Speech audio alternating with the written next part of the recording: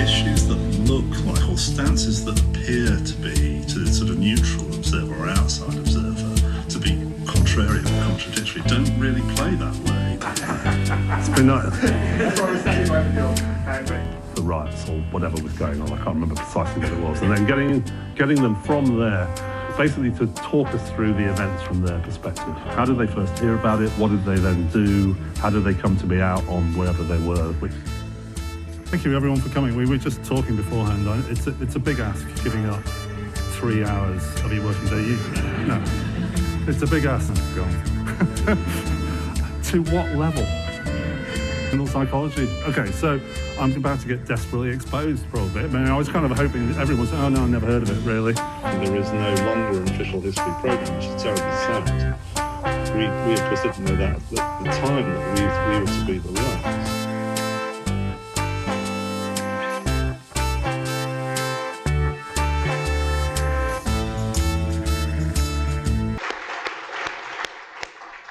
Well, good afternoon, everyone. My name is Nicola Lacey. I'm in the law department here at LSE, and it's my enormous pleasure to welcome so many of you here this afternoon to celebrate our dear colleague Tim's fantastic contributions to the LSE, to criminology, and to all of us. Amid the hurly-burly of working life and personal life, it's an amazingly joyful thing to just be able to step back for a moment and reflect upon and celebrate the contributions of someone who's made such a significant contribution to the discipline, to the LSE, to the Social Policy Department, to the Mannheim Centre, and who's just been all-round an outstanding scholar and a thoroughly outstanding human being, if I may say so, Tim. I should say that what follows, which really spans the whole of Tim's career, has been designed by Tim and Mary, in large part with fantastic help from Maria Schlegel, from Alexandra Clegg, from various colleagues in social policy, and from all of you by being here and wanting to come and join this celebration. I think I have the privilege of chairing it because I must be known for my disciplinary skills. So my basic job is to keep everybody to time, and that's quite a challenge, as you can imagine, with the number of speakers we've got. I'll do my best, and I would just like to be saying, I did consult Tim on how best to do this, and he recommended his red card and yellow card system. Now, unfortunately, my grasp of the rules of football is insecure, to say the least, so I'm going to take the social science approach, which is to go for the most powerful criminological enforcement mechanism, which is the internalisation of norms. Hey guys, please keep to time. It's also really special to have many of Tim and Mary's family with us today, and we'll be hearing from them later on, which is very special. So without further ado, I open proceedings and invite Paul Rock to start us off with an overview of Tim's career. And as people come to the stage, I will just say a little word about them. If they walk slowly, I'll be able to say more than if they run. But Paul really needs no introduction. He's one of the, like Tim, one of the giants of British criminology, indeed criminology as the discipline across the world. He was for many years in the sociology department here and is now emeritus, but still very active in the Mannheim Centre, I'm delighted to say. Paul, over to you. Thank you so much. I was thinking at this point, one discovers one's got the wrong notes, but in fact, I'd like to thank Nikki for proposing this. This is her idea originally, and to Mary and to Maria for organising it and for inviting me to speak today. It's a great honour, and I treasure it. I've known Tim for something like 20 years. First of all, we were colleagues, and then collaborators. Now it's developed into a very warm friendship. Tim is ever patient. He knows what I'm talking about. He is very supportive and very close. We're both committed to an odd discipline whose adherents form a very unusual profession. Edwin Sutherland, who's one of the great founders of criminology, called it the body of knowledge regarding crime as a social phenomenon, including within its scope the process of making and breaking laws and reacting to the breaking of laws. That's a remarkably generous definition. Anyone can claim to be a criminologist. In Robert Reiners and my young day, it used to be Edgar Lustgarten. And much to the disapproval of an uncle of mine, who is no longer with us, a professor of psychiatry, rather a stern figure, there are no formal entry requirements. No one can be denied membership. No one can be expelled from its ranks. It seems that almost anything can fall within its scope. Its contents and methods are not policed. It's a vast, baggy, multidisciplinary enterprise whose proponents include historians and sociologists and psychologists and lawyers, and the list goes on. And Tim said, and I quote, I became very aware of just how conceited it was to imagine one could write something vaguely plausible about a matter as broad and ill-defined as criminology in a few words. Tim has had an extraordinary career in and around that broad and ill-defined discipline. We have been told, we've been reminded he worked in the Home Office Research and Planning Unit in the latter half of the 1980s, then at the National Institute for Social Work and the Policy Studies Institute, formerly Political and Economic Planning, during the 1990s, and he has colleagues from that time here. He's been a consultant to sundry bodies, including the Law Society, the Joseph Rowntree Foundation, British Association of Social Workers, and Nottinghamshire County Council. He's been employed by a number of universities, University of Leicester in the early 1980s, University of Liverpool in the early 1990s.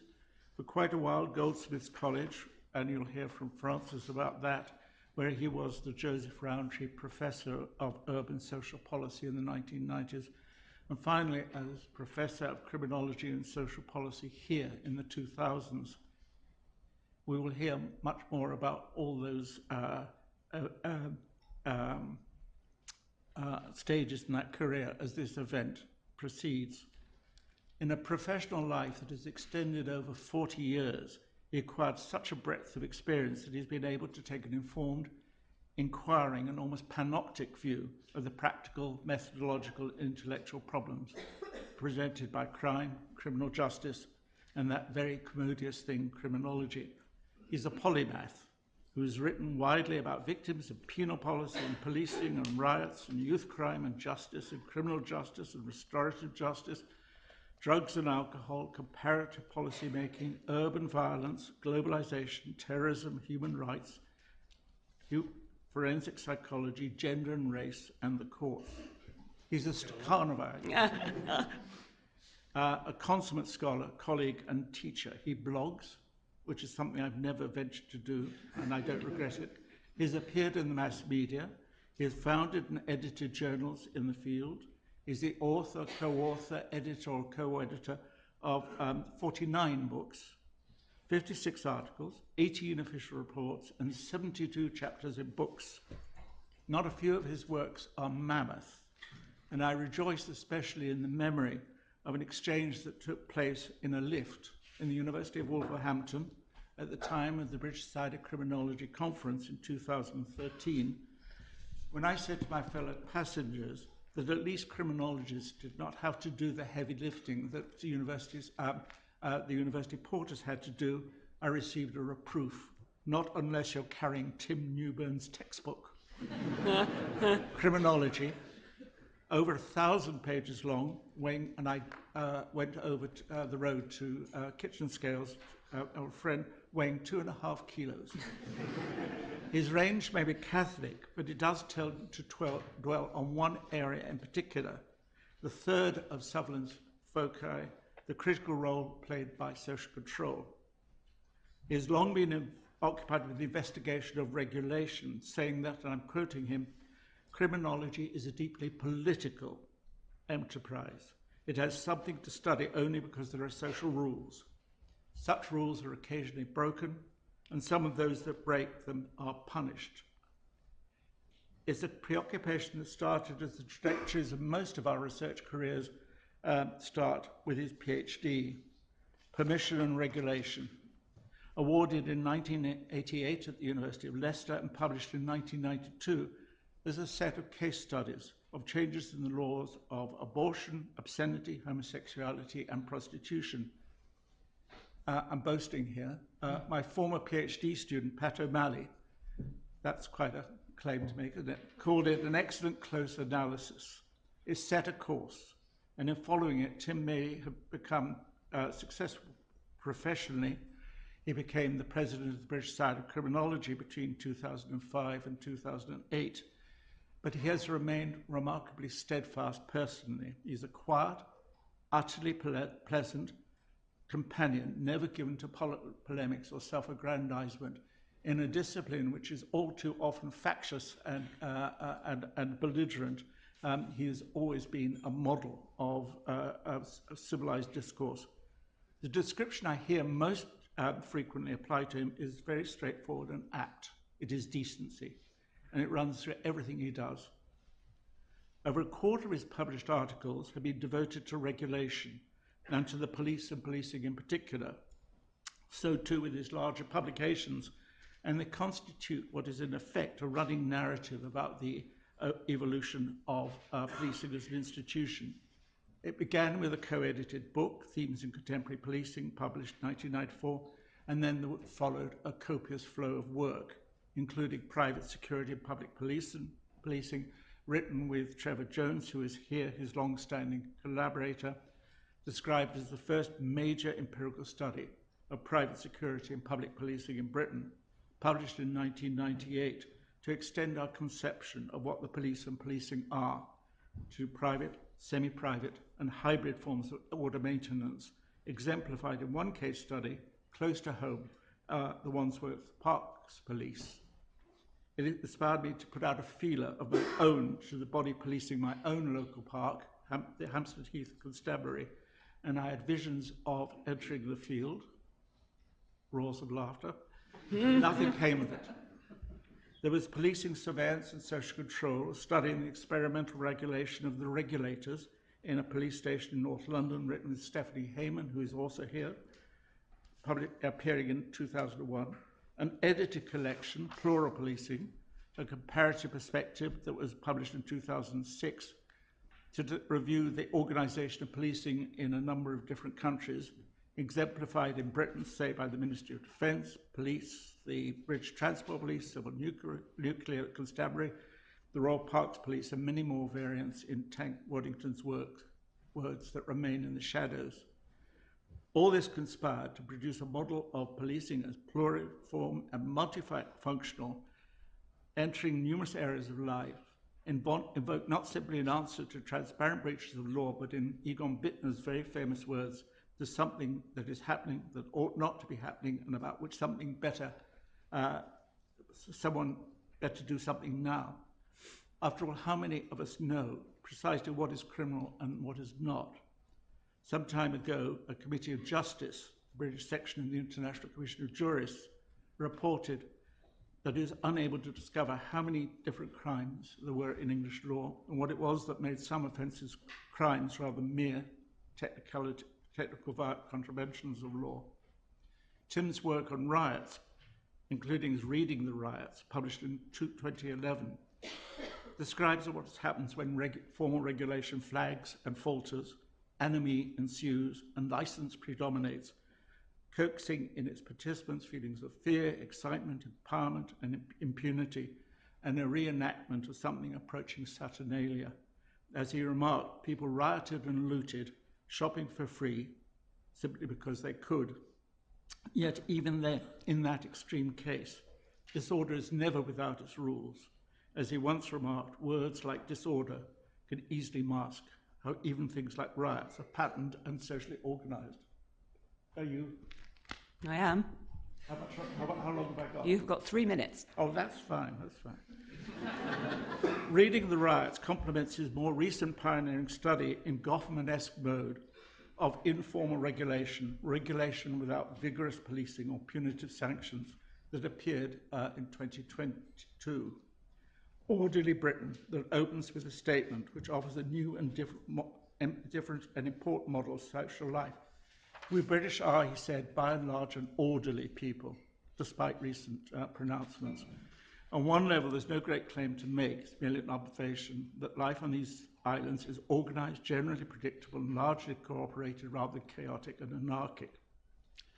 Subtitled How We Solve Our Everyday Problems, from dog mess to double parking, The book began as a jeu d'esprit, a bit of fun, but over time, and in the course of its writing, he came to realize it was much more than that, a manifesto for future studies that should pay closer attention to the manner in which social life is less dependent on laws and law enforcement than on the etiquette, models, gossip, customs, conventions, manners, rituals, and civilities that infuse daily life so pervasively that we barely notice them. After all, as criminologists and sociologists like Sally Mary have long recognized, with the exception of some of the greatest crimes and deviations, when all else has failed and summoning the police as a last resort, much rule breaking is never reported, recorded, or sanctioned.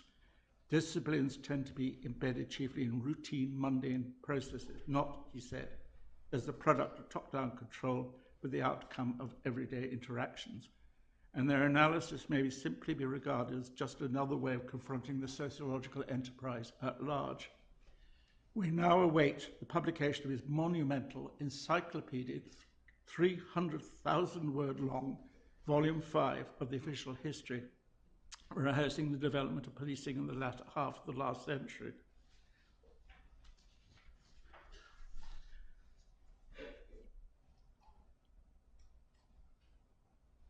It's Tim's magnum opus, the last official history, in both senses of the word, in the set that we did on criminal justice, but in the series at large.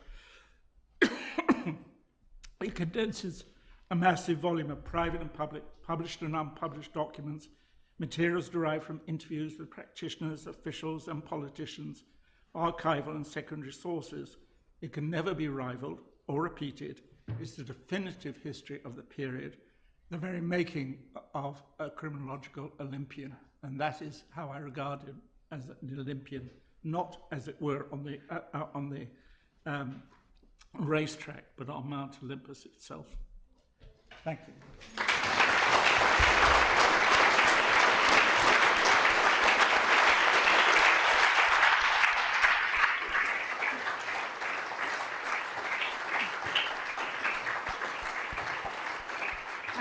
Thank you so much, Paul. And now we move straight on to another wonderful LSE colleague, scholar, criminologist, Professor Coretta Phillips.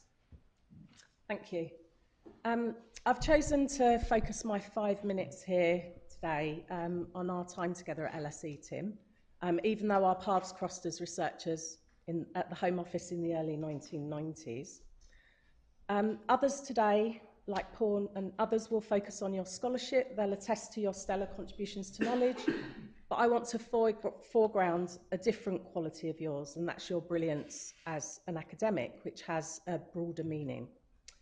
Of course, it encapsulates your intellectual work, but also how you act as a mentor to an early career academic, how you offer support and critique as a PhD supervisor, and a whole lot more things besides. Before I do that, and because it's relevant for what I'm going to come on to say, I want to recall our first lunch together here at LSE in 2002. It wasn't the stilted conversation where we mutually tried to show off how clever we were, as academics are sometimes want to do. Instead, we spent an hour talking about midwifery and childbirth, which is Mary Newburn's area of expertise, professionally as a fellow researcher, and of course, literally as a mum of 4. We discussed the amazing New Cross and Peckham midwives who'd assisted me, and also that you'd managed to catch Owen as he was being born. Now, of course, Mary was the real hero of that story, but what it did teach me was, at a very early stage, just how grounded you were, that you're not invested in the pretensions of this sometimes horribly hallowed, but sometimes horribly elitist institution. I've learned a lot from you. I've admired your academic practice, from dealing sensitively with painfully anxious students, managing to keep just about a perspective on some of the more outrageous behaviours of what goes on in the not real world of academia, to not pulling rank over teaching and administrative responsibilities, turning up to a multitude of student events and drinks, especially the latter, without complaint, or without pretending that you're an important and busy professor, even though you were. and being very available to support colleagues outside of LSE, as many people here will know. So in essence, you've operated an ethic of kindness and humanity. Even while facing a serious illness, you've been extraordinarily generous in helping me, listening to me moan about how little I've managed to read and write on my sabbatical year, instead reminding me of the value of sabbatical leave for reading and writing something that brings pleasure rather than produces a publication without intrinsic value. Your reflections on what it means to be an academic, what it means to be excited by ideas, but not to disappear into them and into a world that's entirely divorced from empirical realities. This is a view I think we share, perhaps because of where we started in the Home Office, as apprentice researchers learning the craft of doing rigorous empirical research. And all of this in spite of the vile, neoliberal university that many of us here are implicated in. And your wide-ranging political reflections on the scholarly endeavour has been especially valuable to me. So you're not perfect. There are some weaknesses, which I'll just list a few. Okay, so not being able to step back and reflect with humour on the wavering fortunes of Everton Football Club. And, dare I say it, emphatically refuting the idea that Everton could do with a spell outside of the Premier League. You also have a tendency to write more, get it published in prestigious outlets than anyone else on the planet, who also has a full-time teaching role and a life, and you all seem compelled to pay the bill, whether that's for coffee, drinks, or a shared meal. And I could go on, but I, of course, forgive all of these character flaws. Mostly, I just want to say thank you for being the most amazing colleague for over 20 years.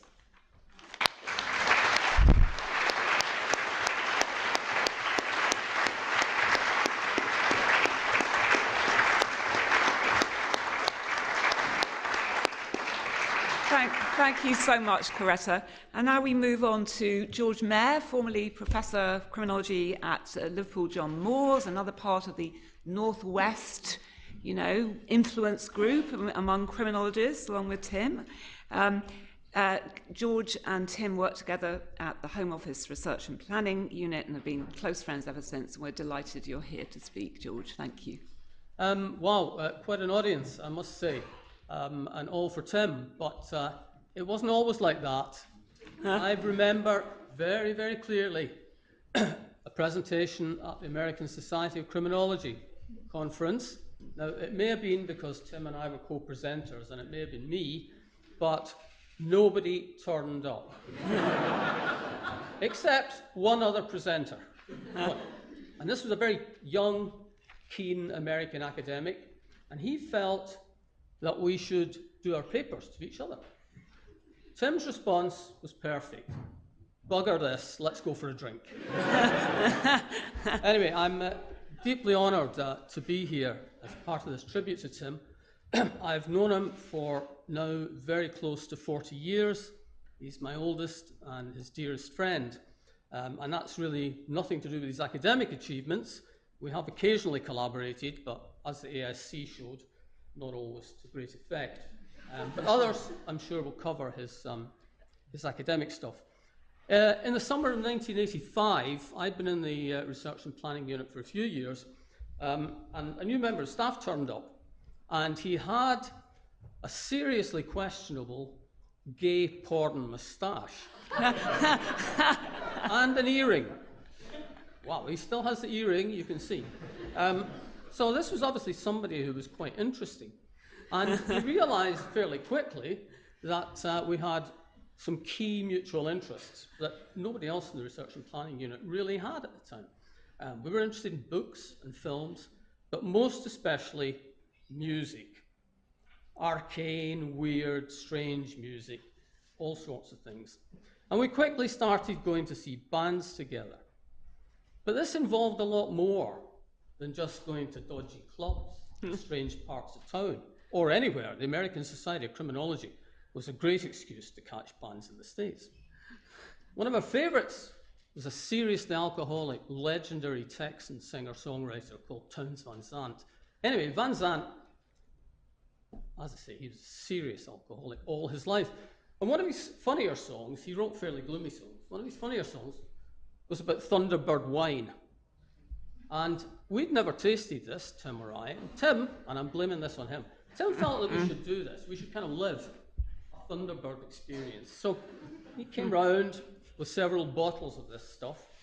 And it's incredibly potent and really quite not very expensive either, I hasten to add. And we had a very pleasant evening. My God, I had the worst hangover. And I remember that. It's 30-odd, 40 years ago.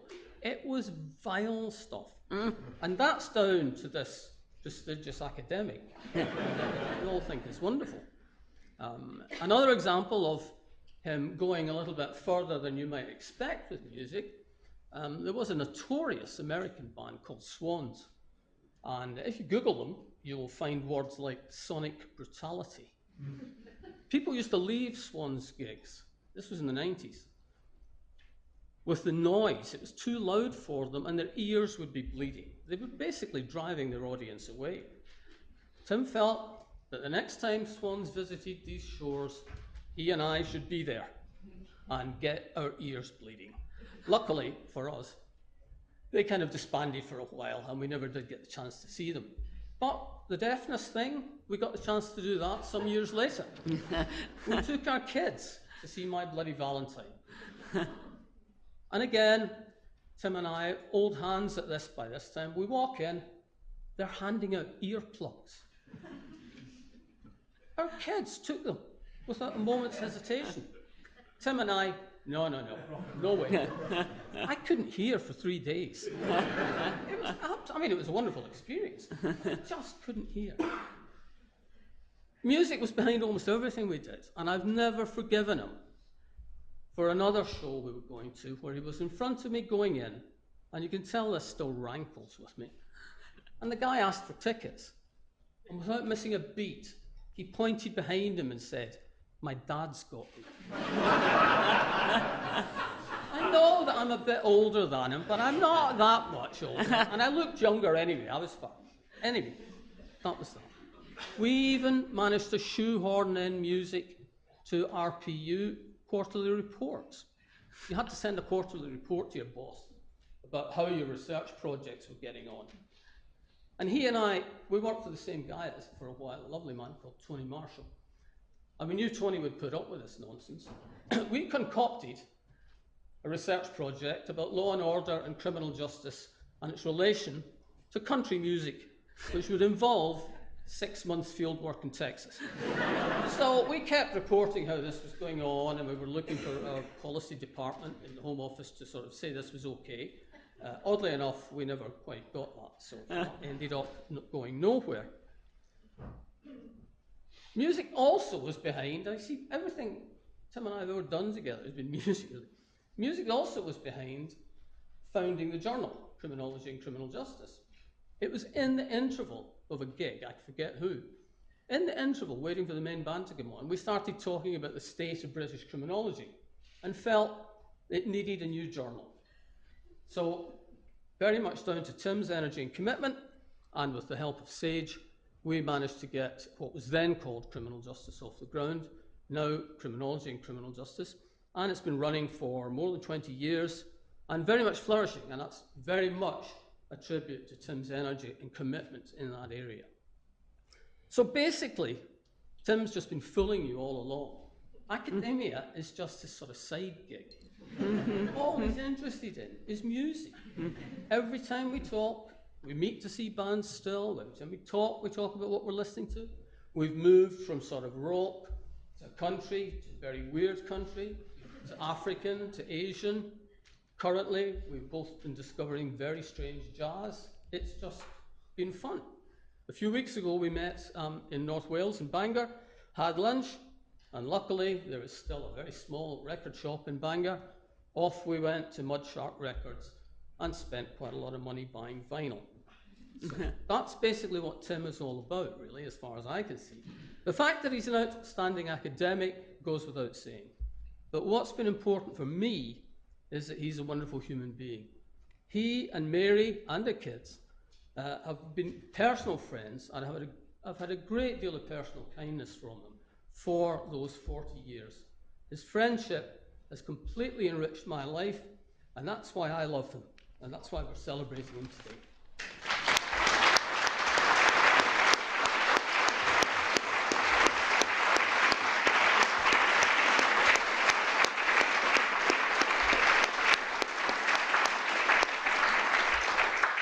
Thank you so much, Jordan. Now we move on to David Smith, Emeritus Professor of Criminology at Edinburgh. And David has the great distinction that he had the wisdom to recruit Tim to the Policy Studies Institute in 1992, where they were colleagues until David went to Edinburgh.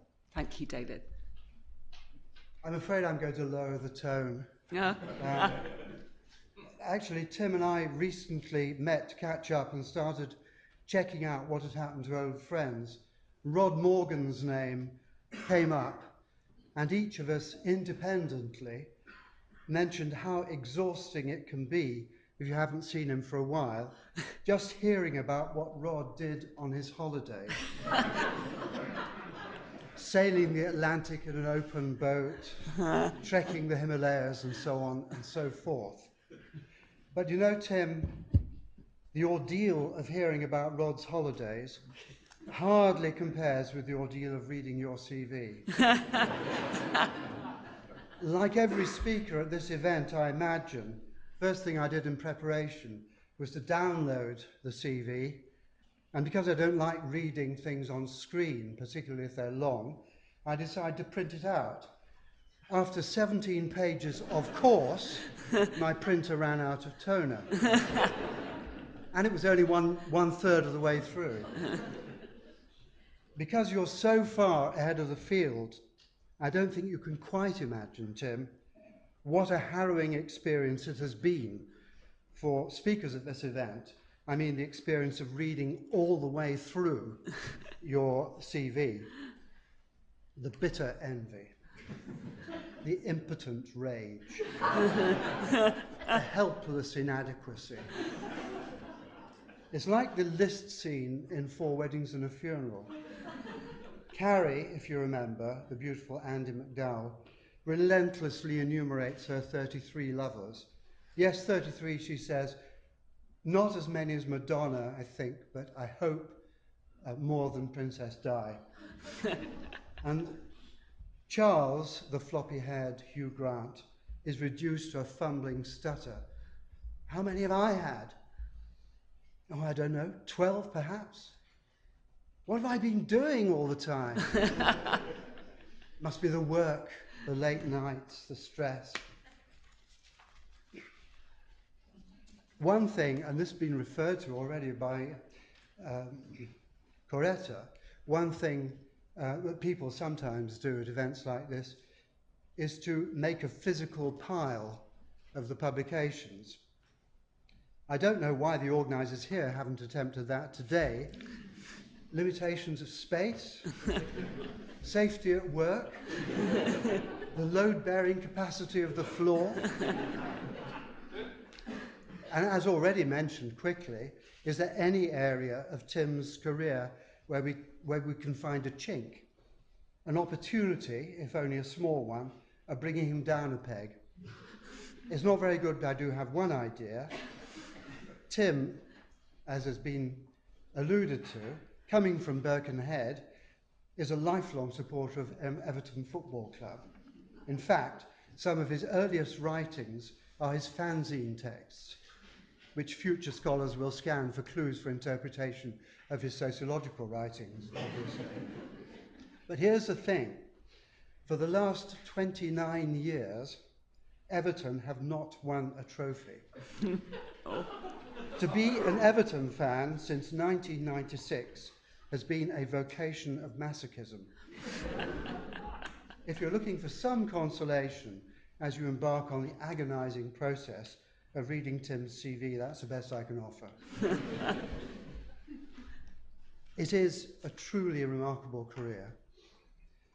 What's most extraordinary is that the relentless stream of brilliant, and if not brilliant, high quality or magisterial publications is combined with substantial and significant contributions to every aspect of academic life. and to the institutions where Tim has worked. As to the publications, and this is much more simple than everything that Paul Ruck has already said, I'm struck by a few outstanding features. Plain language, addressing himself to any intelligent person, a moral and political compass, at the same time, an honest assessment of evidence, engagement with the practical questions of the day, avoiding oversimplification or sloganizing, insisting on complexity, on tensions between objectives, between values, between functions of institutions, which make solutions hard to find. To conclude, I'm reminded of an anecdote about William Whitelaw as Home Secretary. He tended to adopt a military approach to his visits to establishments in his purlieu. Once, on an official visit to a prison, he stopped in the workshop in front of a lathe where a wizened little inmate was working and asked, "What are you in here for?" The stuttering reply, "I'm afraid I murdered my wife." "Splendid! Carry on!" Again, Tim, it is a truly amazing record. I can only echo Willie Whitelaw's words, splendid. Carry on.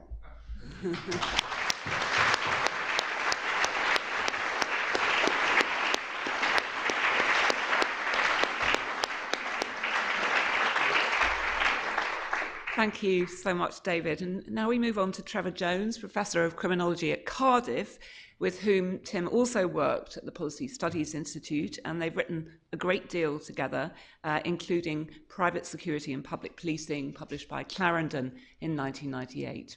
Trevor.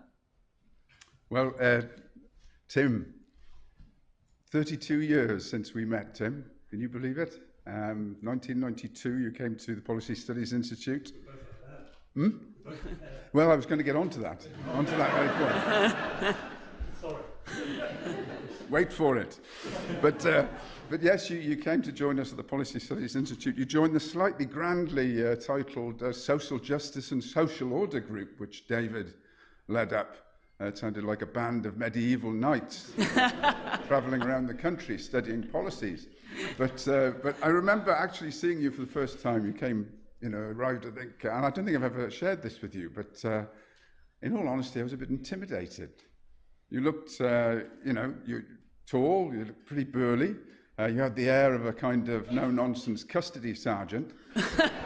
and I have to go back to the moustache. I'm sorry, George already mentioned the moustache, but I thought it was more 1980s PE teacher. But sort of brought back traumatic memories of my PE lessons at school. But so I thought this guy looks a bit useful, but of course I found out that it couldn't have been further from the truth. You were a sort of great, warm, funny, friendly character, and I was completely wrong. You weren't going to lock me up or do anything nasty. And I think we shared a few things as well. We shared a family links with Wales. We shared spending time growing up on the Wirral. And sadly, we also shared supporting Everton Football Club, which, as David has mentioned, is rather a tragic kind of thing to follow. And as you have already pointed out and spoilt the surprise, we shared what could be termed a minimalist hairstyle. I noticed that you've cunningly found a way of disguising that in recent years, which I'm sure has fooled everyone, and I'm going to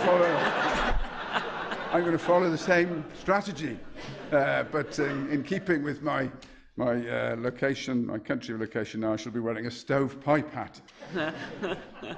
But working together from those times, I mean, there started a working relationship that's continued for 32 years. The studies that have already been mentioned, police governance, private security, and it's been really terrific. I can honestly say it's been the most enjoyable and productive and stimulating work that I think I've ever been involved in. And that's largely down to just the way you are. You know, you're just so enthusiastic and full of ideas and brilliant in the ways that other people have pointed out. But I think what always struck me was the joy you kind of brought to it. So you were just, weren't all work and no play. There's a lot of play as well, but you brought so much joy to it, and that was infectious. And it was always, you know, so pleasurable writing with you and talking with you, and of course all the work that we did together simultaneously. You were producing all sorts of other things. It was incredible, really. I used to think that you cloned yourself, and there were 10 Tim Newburns out there in the world of criminology, not one. It was extraordinary. But I think one of the things that really strikes me is that incredible, really sort of commitment to work, the work ethic, and how you seem to have sort of just endless stamina. And one brief story, which I don't know why it came back to me, but I was thinking of the private security study in Wandsworth, and how one time we were asked if we wanted to shadow and observe the night shift at the new Covent Garden Flower Market security, the security guards. So we did that. We spent the whole night walking around with these security guards and seeing what they did and asking them about their job. And then in the morning, as the dawn broke over South London, we were invited along to their end of shift meal, which was an enormous fry-up in one of the local pubs. And I think it's possible that Guinness may have been involved. I don't know. I can't remember. But it's quite possible that we made bad decisions. But after that, I think I was just about done, and I crawled back to my little flat in Putney, and the security guards went back to wherever they were from. But you got the train and went into PSI. You went into work, resplendent in your Everton T-shirt, and did a full day's work on all these other projects that you were doing. How you found the energy and the capacity for that, I don't know, but it was just this sort of joy and enthusiasm that you brought to everything. So I'm scared of Nikki. You've got the custody sergeant vibe coming from my left. So I'm just going to finish by saying, you know, you were flying high even then, Tim. It was obvious you were destined for great things. But I think the thing that really strikes me, really, which is in common with what Coretta said and what Paul said, is that despite, you know, this incredible set of achievements, I think that you've always still been that kind, funny, compassionate, supportive person that I first met at PSI. You've not changed in any way in that sense, and I think that's something to be said in this kind of world where academia is becoming perhaps ever more individualistic, a bit competitive. The atmosphere is sometimes not great, but Tim, you've stayed true to that person that I met 32 years ago. You always were, still are, and always will be one of the good guys. And it's been a privilege to work with you. And I'd just like to say, really thanks. Thanks for everything you've done for me professionally and personally. And enjoy today. And I really look forward to, you know, spending time with you later. So thank you very much.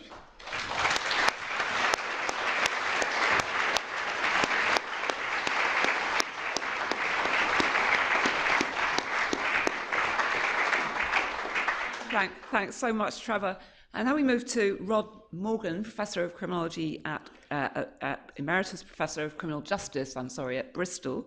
Rod and Tim worked together also for some time in the PSI, Policy Studies Institute days, on a committee of inquiry into the role and responsibilities of the police, and subsequently wrote The Future of Policing together, came out with OUP just the year before the book we just heard about, which absolutely underlines this Stakhanovite amazing commitment to work ethic that Tim has always had while remaining always so cheerful. So Rod, we look forward to it. But you're not going to tell us about your holiday, I assume. No, I'm not. It's all lies. It's a sign of my times that I go to a few events celebrating people's careers on their retirement, etc., in recent years. And it's a tribute, I think, to Tim that this is the biggest gathering in our field that I can ever recall seeing or attending. It's a real tribute to the standing that Tim has within our community. And some of you, I can see just looking around there, have come great distances. Fantastic.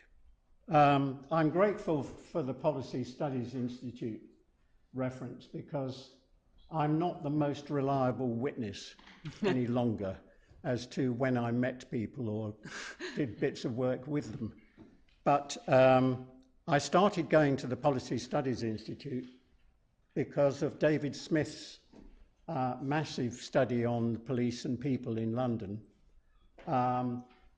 And David Smith was not treated well by the criminological community because he didn't have a track record of publications in it in the policing area. So he was, to some extent, sort of shunned.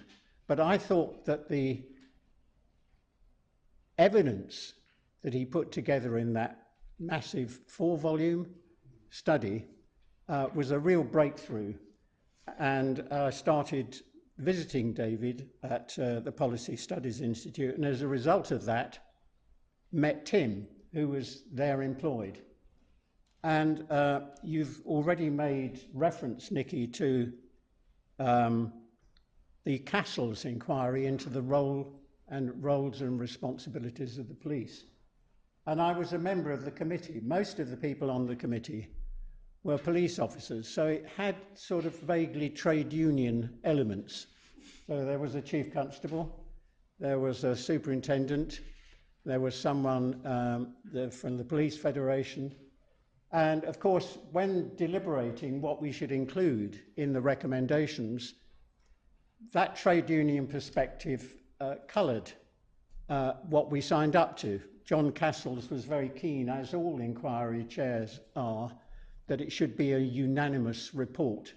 And that meant calming down one or two proposals, not taking them as far as Tim and I, who started talking about it, thought we could take it. So I resolved to sign the report. It was a unanimous report. But Tim and I decided that we would take some of the ideas a bit further and publish a little book, The Future of Policing. And I think we were regarded by some members of the committee as slightly traitorous in doing that.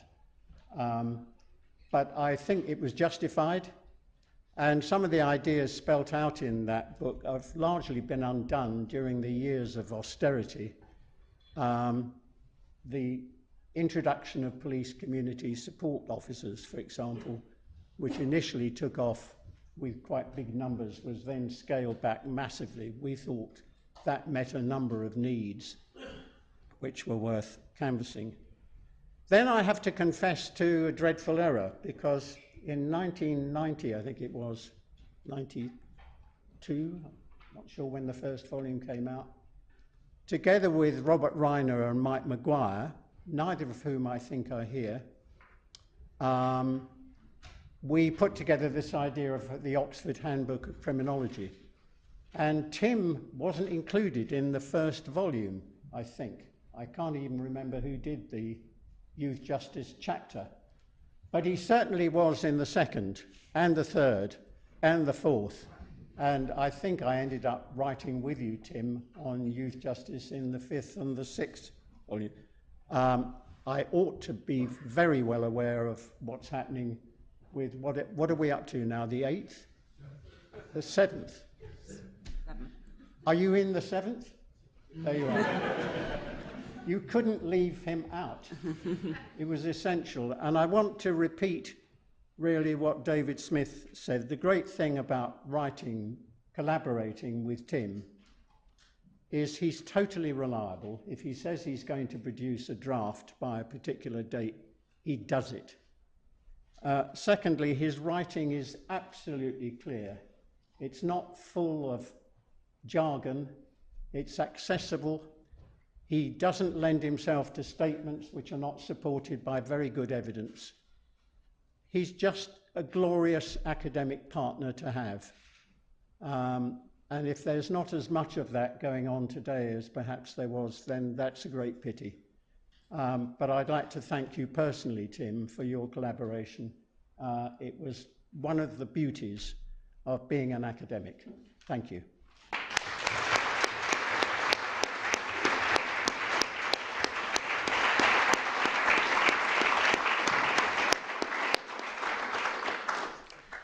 Thank you, Rod. And we now move to Francis Hydenson, Emeritus Professor of Social Policy at Goldsmiths. And we all have, especially those of us who are students or academics, have a lot to thank Francis for, because it was Francis who brought Tim into the university sector when she recruited him at Goldsmiths. So, Francis, thank you. Thank you, Nikki. And that's a bit aggrandising my role. It is, first can I say, it's a great honour and it's a great delight to be invited to make this tribute to the celebration of Tim's career. And Paul and other people have offered very comprehensive and admiring accounts of Tim's academic contribution. But I'm just covering the 5 years that Tim spent at Goldsmiths at the turn of the century. We were south of the river and maybe below the Salt, because Goldsmiths doesn't have the same history that LSE and other places have. But the Rowntree Foundation decided to fund a chair of urban social policy at Goldsmiths, and I was pretty sure, I'm not quite sure where I met Tim, I'm even more vague than Rod is, but I certainly knew him before that, and I encouraged him to apply. I bear no responsibility directly for his appointment, but because he won the position very firmly himself. But it was clear that he would be an ideal candidate for a place that needed the improvement that Tim could bring with his already ferocious achievements in researching and writing in a whole variety of areas. And we needed that kind of addition. Tim and the team he directed, which was called the Public Policy Research Unit, were based at the top floor of the Warmington Tower, or the college's main site. Now, this building had been a student hall of residence, but it had been decided by 1997 that it was no longer safe for students to occupy it. And so the students were moved out elsewhere to somewhere safer, and a whole lot of academics were moved in with minimum adaptation, I may say. We were all put in tiny little narrow rooms, and there were a lot of kitchenettes on every floor because students had been able to use them for preparing their breakfast. But Tim's unit had the top floor, which had been set up as a flat for the warden of the whole hall, so it was definitely superior to what the hoi polloi below him in the sociology and social policy departments occupied. And we were able to have quite a nice room to have some regular seminars together. The conversion, though, was fairly minimal, so there were some open staircases, so some of the unreconstructed smokers in the university would go out onto these staircases to try and have a quick smoke between lectures. The fire alarms would be then set off at times, and there would be a fire emergency. We would all have to troop down the 12 floors to meet, and we had some interesting conversations there. I remember Tim saying, when there'd been some strike action at Goldsmiths, that for the first time, Tim regularly turned up about 8 in the morning to begin his daily work. And he had seen somebody on the picket line whom he had never yet seen in Goldsmiths before 10 o'clock in the morning. And there were splendid views from, I should say, from the top floor flat where he was based. In the 5 years he spent at Goldsmiths, Tim achieved a huge amount, very much in the direction that we had hoped for. He garnered about £1 million or more in current terms in just 1 year for various research projects from the Economic and Social Research Council, local authorities, and other bodies. And we had not had such a Stakhanova researcher, and it made a major boost to our position. He was also continuing with previously established studies and publications. One of the studies that he did while he was at Goldsmith was with Stephanie Hayman, who's here, on the use of closed-circuit television in a police station. And that was a pioneering work before the technology was as ubiquitous as it now is. And it was an example of a local empirical project which very much characterizes a strain of Tim's work. And he went on also to do other major studies. What I think is clear from looking at the work he was doing then, and latest, as Paul's mentioned, the huge criminal justice policy study that has been funded over years, is that he could have a local study, but he's also been able to take the long view. In an inaugural lecture that Tim gave at Goldsmiths in the year 2000, and when I've been looking at the work he did in those years, it's quite difficult to just pin down the Goldsmiths work. The inaugural lecture is a solely Goldsmiths-generated task, because the then warden we had was very keen that we should all, when we got chairs, contribute an inaugural lecture. He was a nice man, he's no longer with us, but he would have a technique, incidentally, before the lecture. He would invite you to tea in his room, not, as he endearingly told me, really because he thought you needed a cup of tea, but he was afraid one professor who'd been invited to give a lecture ran away, leaving the entire audience of lecturers and indeed family and the portering and the catering staff, who were always invited to inaugural lectures. Tim didn't do that. His inaugural lecture, which was called Atlantic Crossings, nothing, I think, to do with holidays, but because he was looking at policy transfer, which was a very voguish term. And what Tim was doing then was that he was looking at the way the models that British policymakers had taken over from American counterparts. He was looking initially at all such takeovers, but as he pointed out, they're nearly all from America, despite the fact that, as he puts it in the inaugural lecture, American crime control policy is overactive, overgrown, and over here. And he also points out very subtly that the penal rhetoric was generally a more successful import than the actual penal policy. This was given at a time when the first Blair government was still in power and in supporting an increased financing program for research in criminal justice. And the amount and the speed with which this was offered left researchers breathless. And of course, the work Tim then, as people have mentioned, has grown and gone on in various other contributions. Paul's focus was, and others, was mainly on academic work on influence on policy. But life in universities involves, and has done so increasingly since, administration and management. And it was admirable how much Tim was prepared to take on and indeed fight his corner. One or two people have mentioned some of the difficulties of academic life. And when Tim joined Goldsmiths, we were facing a number of changes, serious changes in the Department of Social Policy and Politics.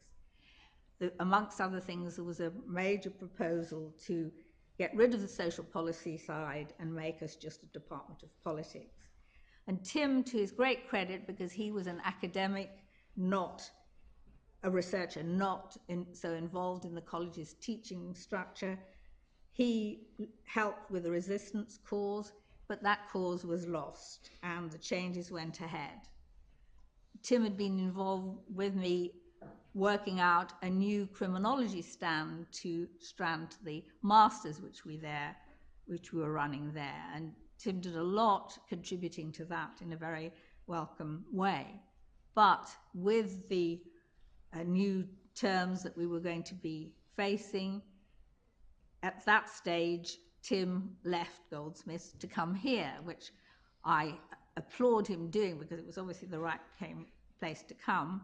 but it did leave us bereft of him. I don't think the chair in urban social policy has ever been filled again since, and Goldsmith was definitely the poorer, but it was obviously a step in his career and moved him from the kind of slightly outsider status that his unit had, distinct from the everyday teaching work, and he's moved somewhere to a more integrated position, which I'm sure has had its own difficulties, and as such things have. He's made a wise decision to come here, and his career has come on flourishing since then. I hope he felt that the Goldsmiths years were productive in some ways, and I hope that I cooperated as parallel head of department with him. The colleagues who succeeded me, I asked them before preparing this how they felt about Tim, and two very different people said he was the best, he was one of the good guys, and that's what I think too. He was the best. Thank you very much.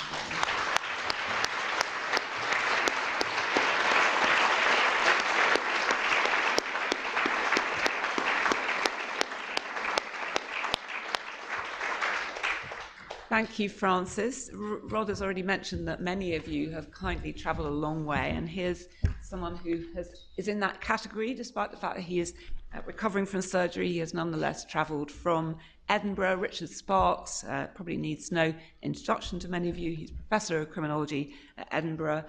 He and Tim have been friends for many, many years and collaborators on a number of projects, notably criminal justice and political culture, national and international dimensions of crime control, which came out in 2004.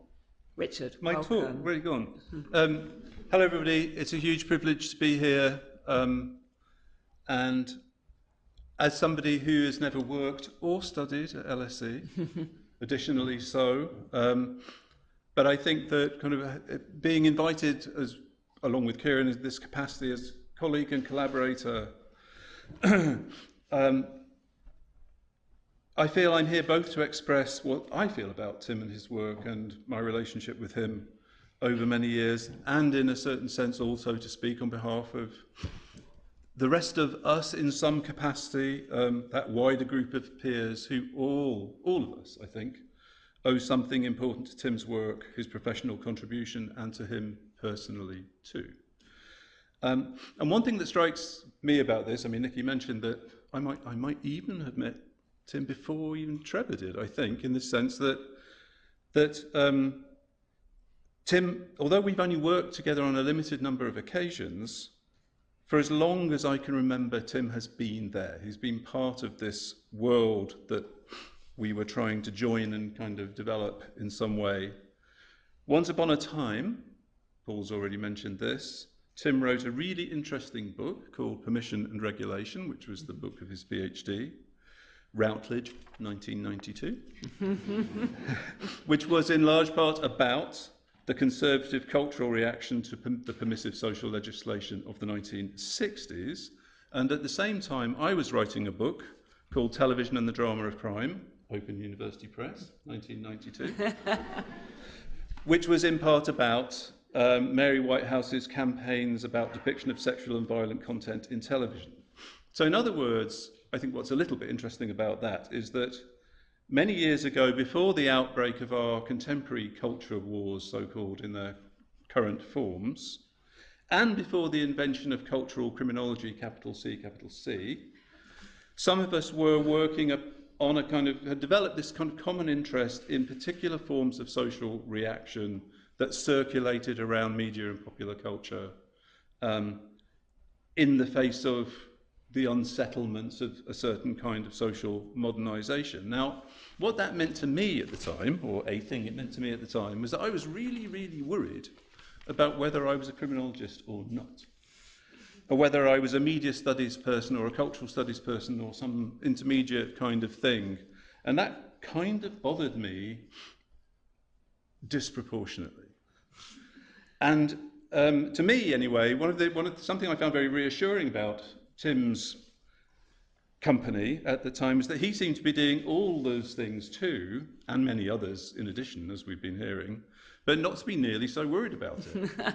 and he seemed to get my work and to take a genuine supportive interest in it. And that kind of, amongst my own peer generation, so to speak, is something I appreciated very, very much, that Tim was, for me, and I think for many of us, a comradely, supportive, developmental presence.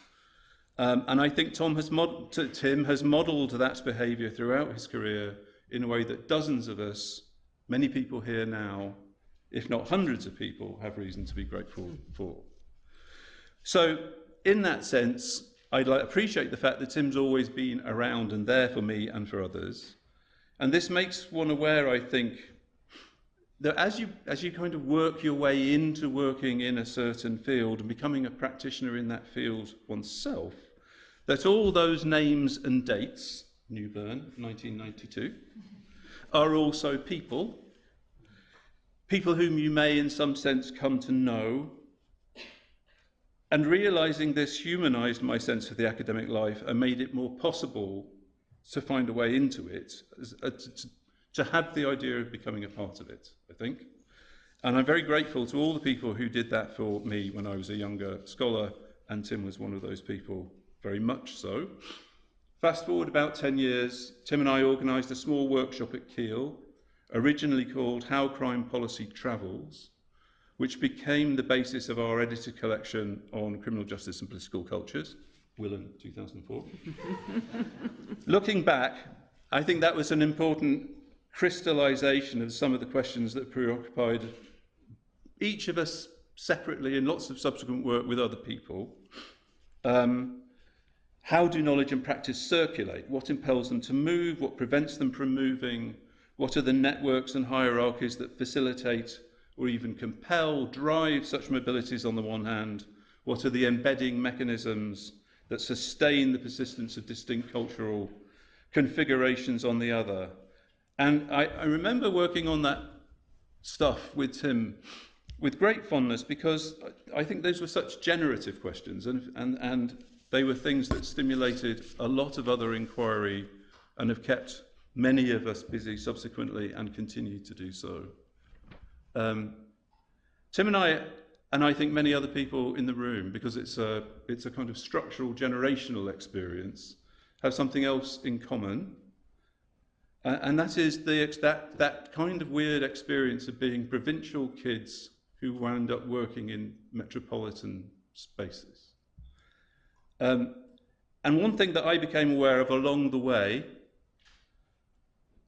in talking about the northwest of England and Everton and Liverpool and all that stuff, was our shared love of the northwest of England in particular, which is where I come from, where I buried my heart, and its lovely landscapes and the Lake District and nearby areas.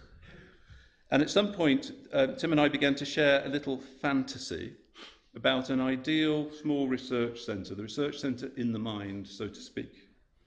The one where there's no RAF, never any shortage of ethically unimpeachable funding, just a couple of people tackling deep and fundamental problems without any special pressure of time or other kinds of accountability. It became known in those kind of conversations as the Kirby Lonsdale Centre for Criminology, later morphed recently into the Ambleside Centre, though in practical terms it hardly matters, since it was not that likely ever to happen anyway. But I don't really care about that, because the notion sustained me at times over quite a lot of years. And as Tim said recently in an earlier communication, well, it would have been a blast, though. And I kind of, of course, one regrets things that would have been a blast. But actually, I think it pretty much all has been quite a blast, actually. And so there it is. Thank you from me, on behalf of a lot of us, for always being there, Tim.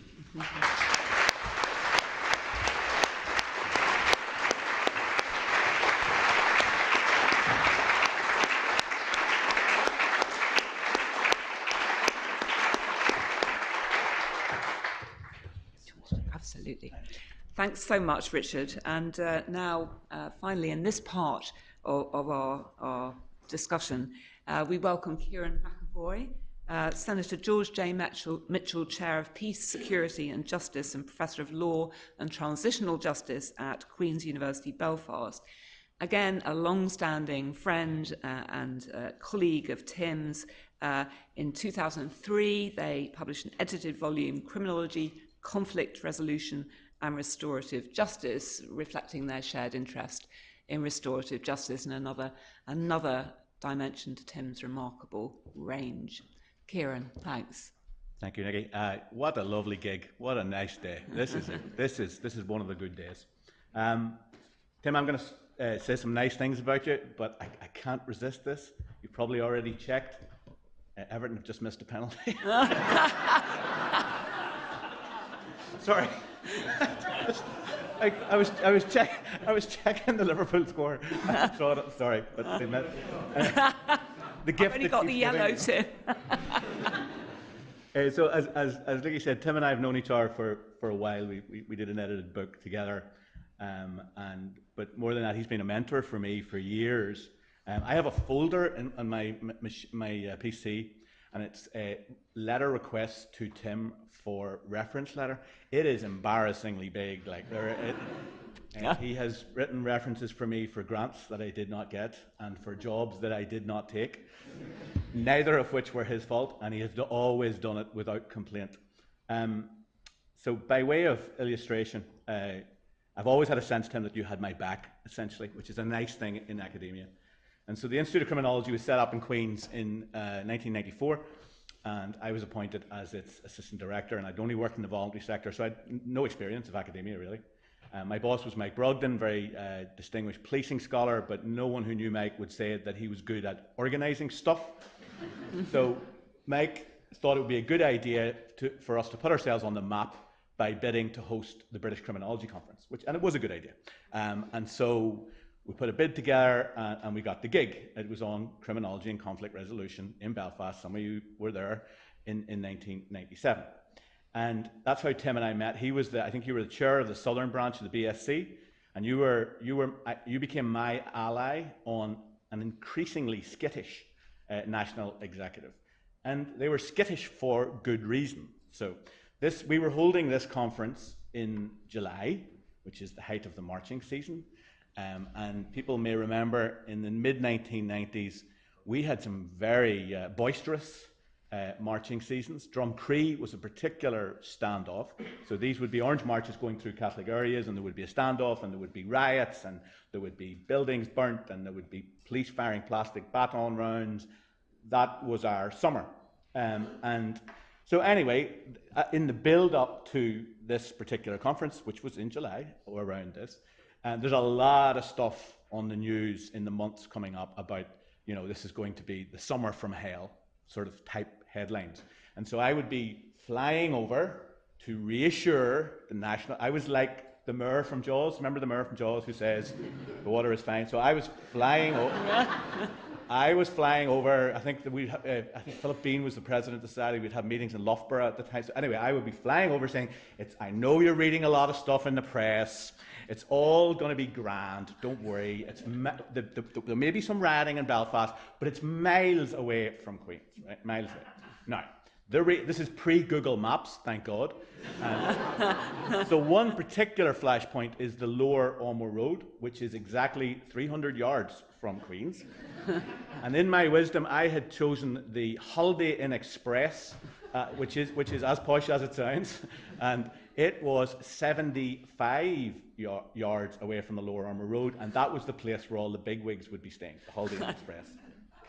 So anyway, we're getting closer and closer to the event, and I'm there, again, reassuring mode, and I'm saying, yes, there may be some rats, but it'll all be fine. And then I said, in a moment, I thought this would definitely reassure them. I said, and listen, I have double-checked, and the conference hotel will definitely not be burnt down, right? And I said, the reason I know this is because I have met with the head of the Residents Association for the Lower Ormer Residents Association. He's an ex-IRA prison leader, and he's told me that the hotel will not be burnt down. And the committee were kind of looking at me, and then someone had asked a good question and said, well, Kieran, why did you need to seek reassurances that the hotel would not be burnt down if it's miles away from Queen's? I think this is what barristers call a gotcha moment. And I was floundering. I was like, oh, right. And then Tim stepped in, and he said, first of all, we are criminologists. Riots are interesting. Policing is interesting. But more than that, his killer point was, Kieran is our local expert. He knows what he's doing. He said that with a straight face. And he has been saying that for the last 30-odd years, despite all evidence to the contrary. The template, I think, was set for our relationship. He has just been this big, calm, reassuring presence in my life as an academic, since I started as an academic. A few years later, I got a visiting gig in Harvard, in the law school at Harvard, and it was there, I didn't know anybody, and I'd only been there a couple of weeks, and Tim and Trevor were doing the policy transfer stuff, and I think you were there interviewing Mike Dukakis or something at the time. So anyway, 2 years come over, and it was great to see somebody you knew, and so I said to Tim, listen, this is very intimidating, this place, like, you know, like I'm feeling, listen, no. We had a shared love for The Sopranos. We were into The Sopranos before it got cool. And so we were all over The Sopranos, and we were talking about episodes and all this kind of stuff, you know. And so he said to me, listen, when you're in this place, just channel your inner Tony Soprano. I see some colleagues here from Queen's, and they will probably, my management style probably has, I took that to heart. I channeled my inner Tony Soprano. I got a few years later, Tim set me up with a lovely visiting thing here in the Mannheim Centre, and the first day, you know, he said, come in, I've got your shared office, and you're a shared office with David Downs, the legend David Downs, who I did not know, of course, was this lovely, warm man. So I thought, God, it's so intimidating. I thought, oh, really, Tim, do I have to go? No, you should get on like a house on fire. It'll be grand. David's a lovely man. Right. And he said, you know, and you'll learn some stuff from David. He goes, and David will learn things from you. And again, he said that with a straight face. I'll finish on this. My grandfather was a farmer from South Armagh, a wee small farm in South Armagh, and he was a self-educated man. He was a voracious reader, and like many self-educated people, he had a real veneration for learning, for books, for clever people. And the highest accolade that he would pay to anyone, well, he had two accolades actually that he cared about. And one was if he referred to someone as a gentleman and a scholar. That was a very big accolade for my granddad, a gentleman and a scholar. And the second was, he would say, that's a fellow who buys his rounds. Right? What he meant by the term gentleman and scholar, I think, is someone who has very obvious intellectual gifts, but who carries those gifts lightly, mixing cleverness with kindness, decency, wit, and self-deprecation. Ladies and gentlemen, Tim Newburn is the quintessential gentleman and scholar, and I am proud to call him my friend, and he always buys his rounds.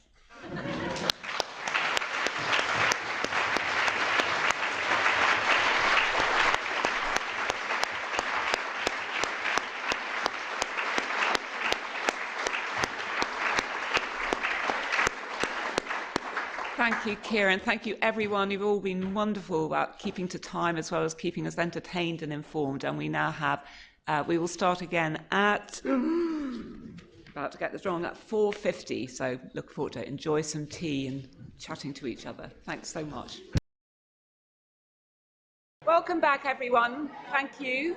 I hope you've all had a chance to catch up a little bit, and just while you're settling down, the main event is sitting comfortably, I believe. I should just like to follow up what Richard Sparks said when he very generously talked about speaking for the many people who can't be here, but to whom Tim has made amazing contributions. I can't tell you how many people have written in expressing their regret at not being able to be here in person. Many of them have sent lovely messages, and we will find ways to make sure that all of those get to Tim and Mary, and they include many of the sort of, I should say, the few great names in criminology who aren't here today. So I stepped for just 5 minutes out of my chair role into a speaker role. I'm very flattered to have been given this slot, Tim. You know, it's hard to know where to begin, really, because we've been colleagues for 20 years, over 20 years, And you've been such a wonderful inspiration and friend and colleague to me all that time. In so many ways, I've witnessed your incredible care for graduate students, your impeccably careful and thoughtful contributions in seminar, comments on people's work. We had a wonderful time together doing Is Punishment the Answer to Crime as a foundation course on our LSE 100 foundation course for first years.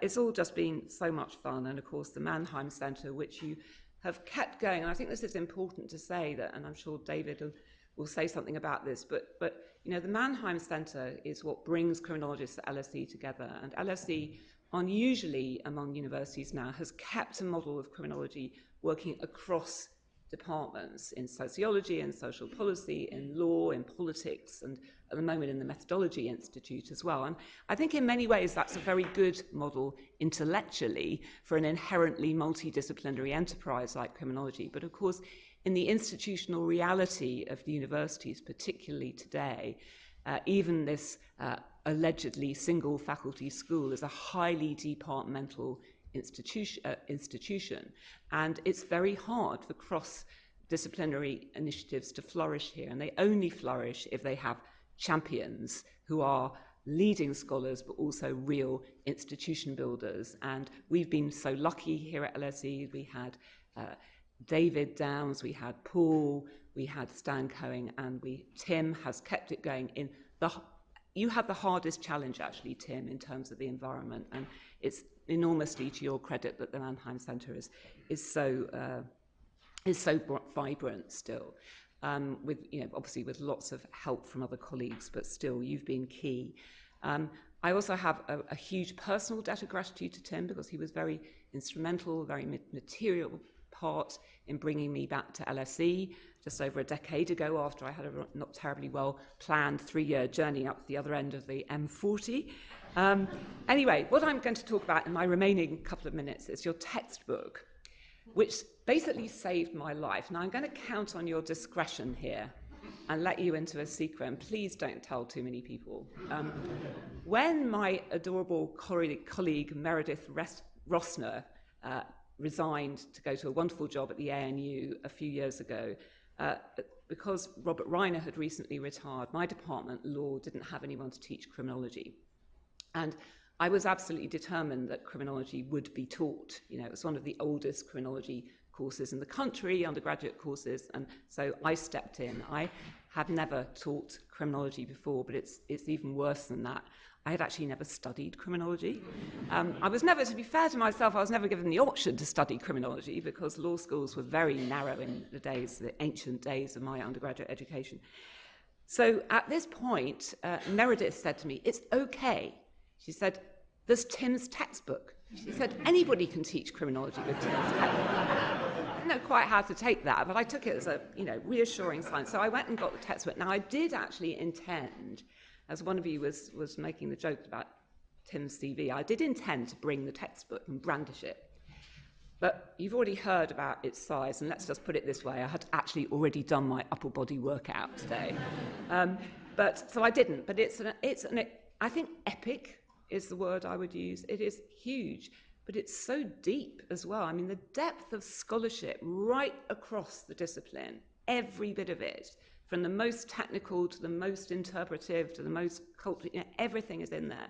And it really makes it possible to teach criminology, even if you're not an expert, and to get a bit more expert, hopefully, over the last few years. It's an amazing book. It's also amazingly readable, and anybody here, which is probably most of you who've read Tim's work, won't be surprised to hear that. And it's an incredibly readable book.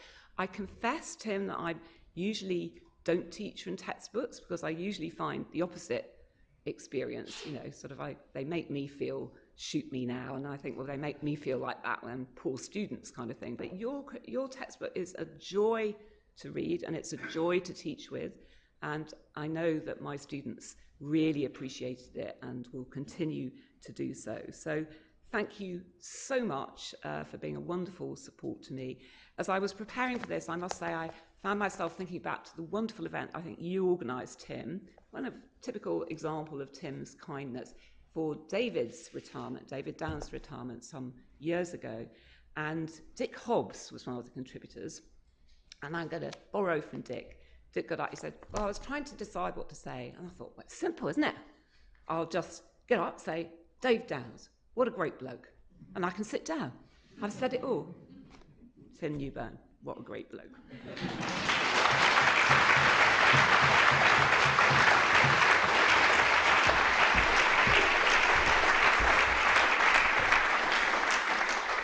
Thank you all. David, now we have indeed, going on seamlessly, David Downs, very well known to all of you as another of the real leading lights of criminology in LSE and in this country and in the world. He, like Tim, a very generous colleague here at LSE, but his great distinction today, it was David who had the wit and insight and enterprise to bring Tim here when he moved from Goldsmiths in 2001. David and Tim overlapped for a year, which was a golden year for criminology here. And work-wise, he and Tim and Paul have been working over the last few years on this monumental and other epic official history of criminal justice. So, David, it's wonderful to have you here today. Over to you. Thanks very much, Nikki. Could I just preface what I'm going to say? I was struck by this agonising over Everton. You should try supporting Sheffield United.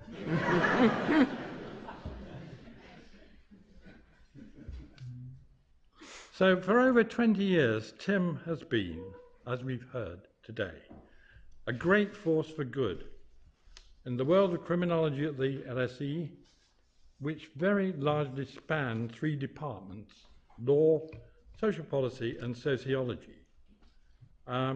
He brought to this ensemble an extraordinary range of expertise in virtually all aspects of the crime, deviance and control field. His range is reflected, as we've heard, in his magnum opus. At least it was the magnum opus until, as Paul calls it, the new magnum opus of policing, about to appear next year, presumably. Criminology, and Nick has been most eloquent about what that gives to teaching and enthusing about the subject to students. It's incredibly readable and yet also authoritative. It's probably a major reason for the current massive popularity of the subject, which is rather frighteningly outdone even sociology and social policy combined, so one reads. It's been an immense pleasure and privilege to work with Tim, both in research for the official history of criminal justice, one volume of which, The Politics of Law and Order, we co-authored, and as a colleague, both before and after my retirement. In particular, what could have been a dreary process of churning through files was hugely enlivened by sharing an office with Tim in what used to be the cabinet office rooms at Admiralty Arch, now sold off to a Japanese hotel, I gather. Tim does have the most awesome capacity to take on heavy-duty teaching, research, admin, and public criminology roles at the same time as in his academic role as in the Guardian's research in his lead role into the 2011 riots. He politely ignored my somewhat untimely advice to avoid taking on too much. Tim relishes taking on too much. Moreover, he is also a great friend and companion who is warm, witty and wise when most needed. For example,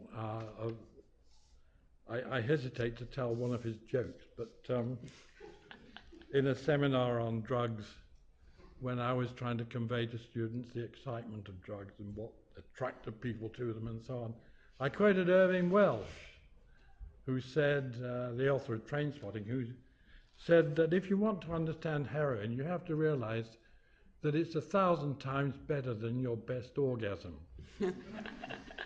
And Tim immediately commented, I think that tells you more about Irving Welsh's sex life than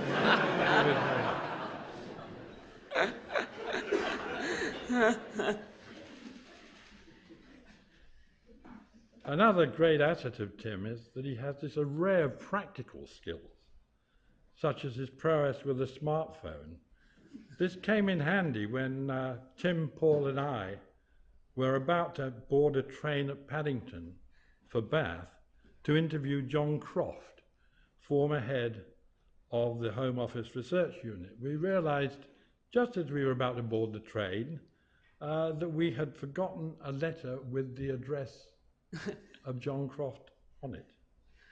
Tim to the rescue. In 2 minutes, he found it in the school library's electronic who's who. One soon runs out of superlatives in scanning Tim's work.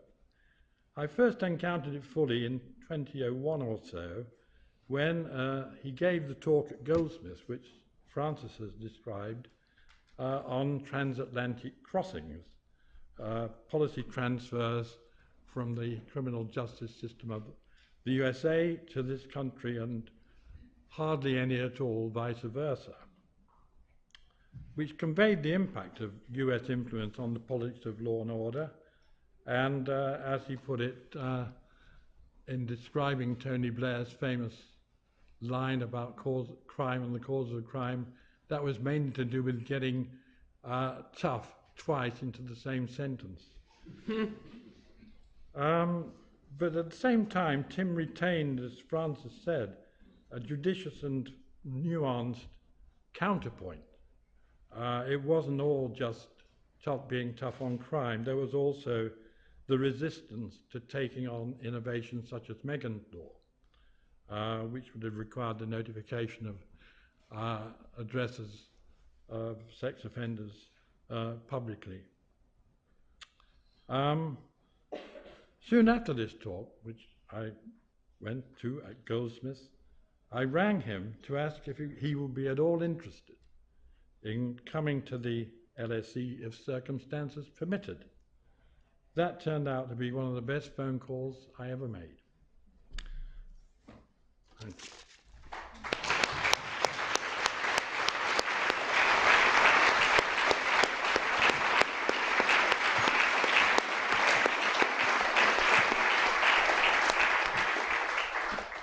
Thank you so much, David.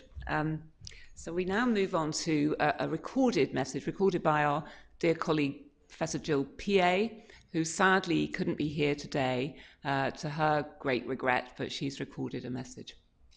Greetings, Tim, and everyone from Krakow. I'm so sorry not to be with you all. I want to say 3 brief things about Tim, and these are aside from the fact that he's been a fantastic colleague for the last 30 years, ever since we first met at the British Society of Criminology meetings at Mary Ward House, 30 years ago. First, Tim and I acted as co-editors of the Clarendon Studies in Criminology series for a couple of years. His encyclopedic knowledge of criminologists and criminology made a task that I had been fearing an absolute delight, easy and joyful. Tim seemingly knew everybody and everything. Second, we organised Robert Reiner's Festschrift and retirement event. Doing anything for Robert was always going to be a cinch, but doing it with Tim made our many Robert meetings something to relish. Third, being trapped in a car with him en route to catch a train from a memorial event for our friend Andy at Amberley Village Hall. Tim and Andy had worked together on the Hillsborough book. Anyway, Tim and I found ourselves in the car, surrounded by bucking Highland cattle, bashing up against the side of the car. He remained calm and humorous, treating the whole event like a magic moment, whilst I was full of anxiety about the car's paintwork. He is simply gracious under fire and a source of endless wisdom. I consider myself both lucky and privileged to have him in my life. Thanks, Tim.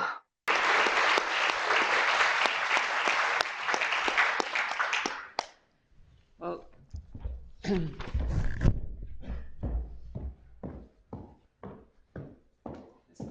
follows on rather beautifully, thanks to Tim and Mary's planning, because the next message comes from someone else who would have loved to be here but sadly can't be because of his own health difficulties, and that is Robert Reiner, whose Festschrift Jill was just referring to, in which Tim co-edited with Jill.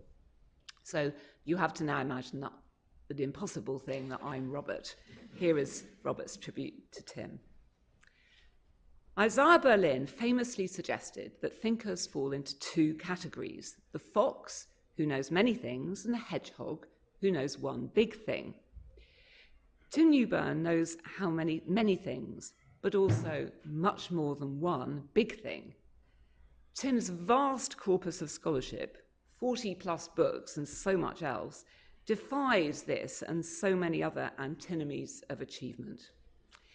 He's conducted numerous rigorous and insightful empirical studies on a wide variety of topics, often probing new frontiers of study. They deploy the gamut of methodologies: qualitative, quantitative, interpretive, archival history, international, comparative, large scale, small scale. All Tim's writings are suffused with both theoretical and policy concerns. In the early 1990s, Mike Maguire, Rod Morgan and I were exploring the possibility of a criminology textbook with Richard Hart, then at OUP. We decided that no single author, nor even a small team, could produce a sufficiently wide yet deep coverage of the many topics that had to be included.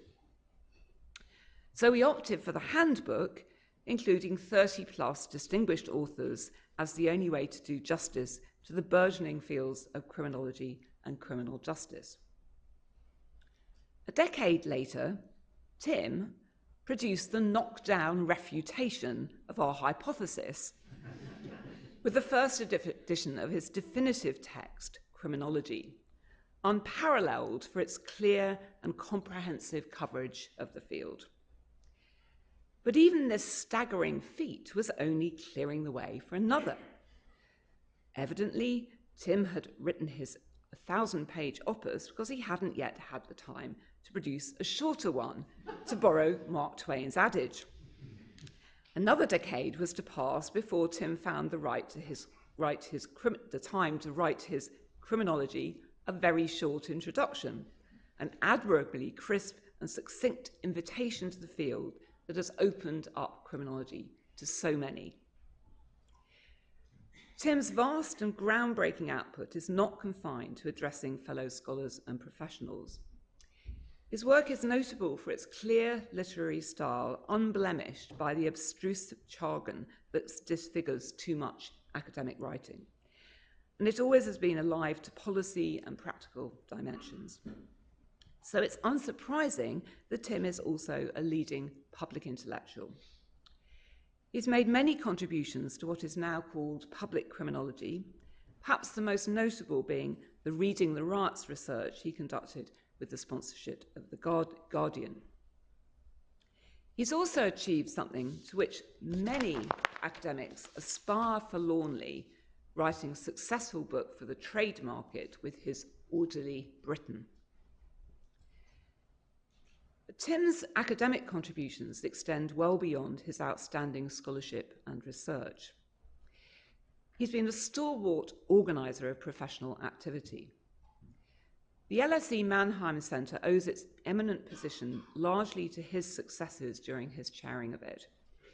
his contributions to the British Society of Criminology as president and in many other roles have also been pivotal.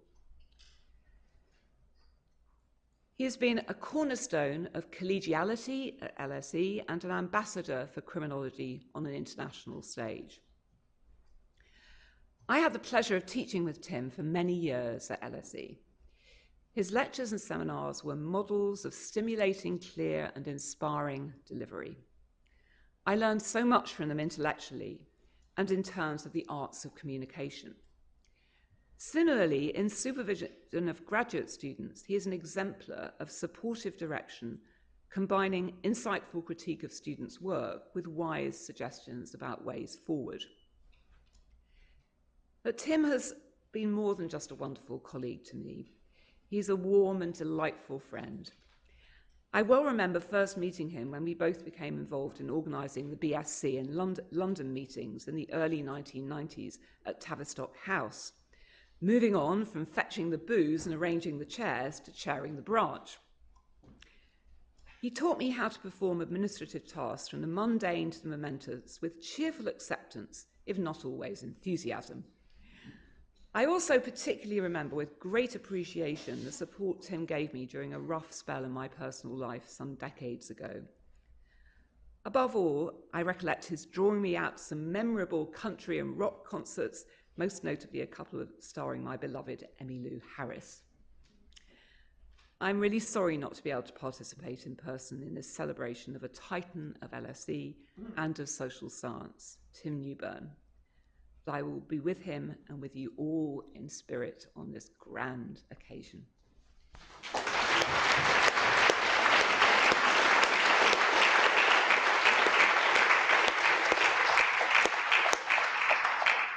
Now we move on to another recorded message from David Garland, a very well-known criminologist at NYU, and another of Tim's great fans, as you will discover.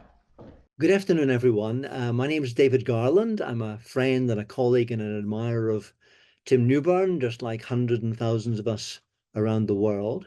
In preparing for this talk, I took a look for the first time at Tim's CV, which I have to tell you was a very sobering, not to say distressing experience. Basically, everyone knows Tim is prolific. Everyone knows he has a remarkable output.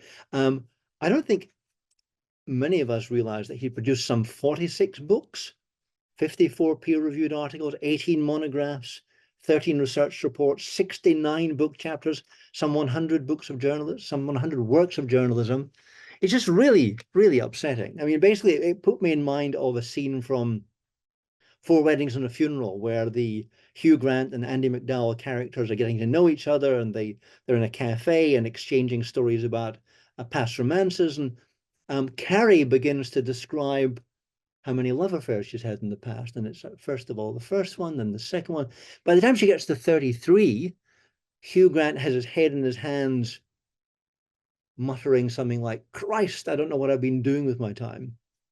That's exactly how I felt reading Tim's CV. So there's an enormous work ethic there. There's an enormous productivity there, but you would never, knowing Tim, actually realize this. I mean, he's a very cool, laid-back guy. If you think of what's Tim Newburn probably up to, you think, he's probably, I don't know, drinking good coffee or listening to Tom Waits albums or off to see Everton being beaten at home. But actually what he's doing is producing more articles, more scholarship, more books. It's truly disturbing. So Tim is prolific. He's also, I would argue, and here I'm being serious, the most influential criminologist of his generation. Basically, there cannot be a single student who's taken a criminology course in Britain in the last 20 years who hasn't been engaged with Tim Newburn in his work, whether it's the very short introduction to criminology or the very long criminology textbooks or the hundreds of articles and books I've just been mentioning.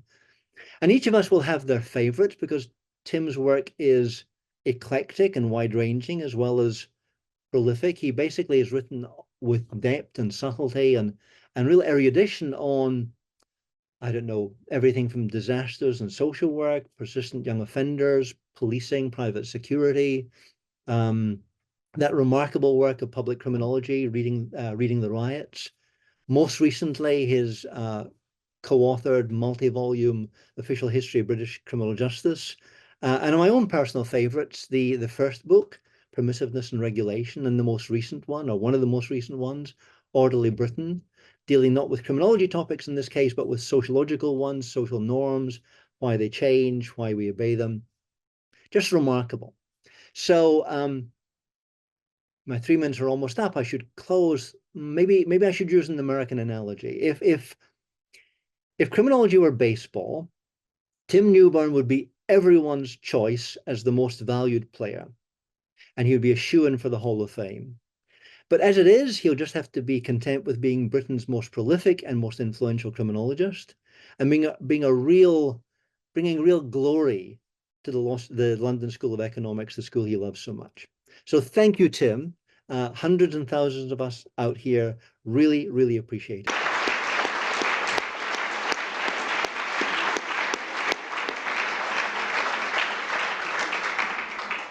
Fantastic. And now we move on to Miranda Bevan. Now, Miranda was a PhD student of Tim's and of Coretta's. She then became a barrister, and as she is now at Goldsmiths as associate professor, she has just published her first book, I believe, another fantastic bit of Tim's sort of generative influence. Her book is Children in Police Custody, Adversity and Adversariality Behind Closed Doors, just published by Clarendon. Miranda, thank you. Well, thank you, everyone. And it's a huge, huge privilege to be speaking today, and also particularly to be speaking sort of on behalf of all those students out there. I feel a real sense of duty in the sense that I think, Tim, you've changed so many lives for the students who've come through these doors, the doors of Goldsmiths, and all those students who pick up that criminology textbook or your shorter introduction. I mean, really, it's quite staggering, and I absolutely cannot do it justice today. But for my own part, I arrived actually already as a slightly jaded criminal lawyer when I first came here and first encountered Tim back in 2012. And you totally changed the way I looked at a world, the criminal justice world that I'd worked in for 12 years by that point. And I think that's true of so many people who come to be taught by you. So thank you for that privilege, and I feel the duty keenly. It's also quite frightening to speak after what an extraordinary array of leviathans in this field, the great and the good. But actually, it's entirely emblematic, I think, of what happens when you're supervised by Tim. Amazing things occur, and this is just one of them. It's a sort of exercise in flying, spending time being supervised by Tim. So I'm going to be really brief because there are much more important people yet to speak. I want to say 3 things about being supervised by and broadly being taught by Tim. I've taken a few soundings, and I think from other PhD students and other students, and I hope I've encapsulated something worth saying. And the first thing, which is, I think, will be keenly felt by PhD candidates across the country, is Tim's extraordinary responsiveness as a supervisor. It is quite incredible. You've heard so much about his output as an academic and as a teacher, but as a supervisor, he is, I think, absolutely second to none. You send him a chapter of your blundering PhD thesis, and it's almost as if he opens it, he reads it in depth, and he responds. You have a response within about 2 hours. He's read the chapter, he's included comments. If you go online, you can read in chat rooms up and down the country, PhD candidates complaining that their supervisors haven't responded within a month, within 2 months. Honestly, it's an extraordinary thing. Trevor Jones earlier spoke about Tim as a sort of time bender. And I think that's his special skill, isn't it? But I sometimes feel that time moves differently for Tim in some extraordinary way, that he manages not just to create all those outputs, but also to look after his supervisees so gloriously.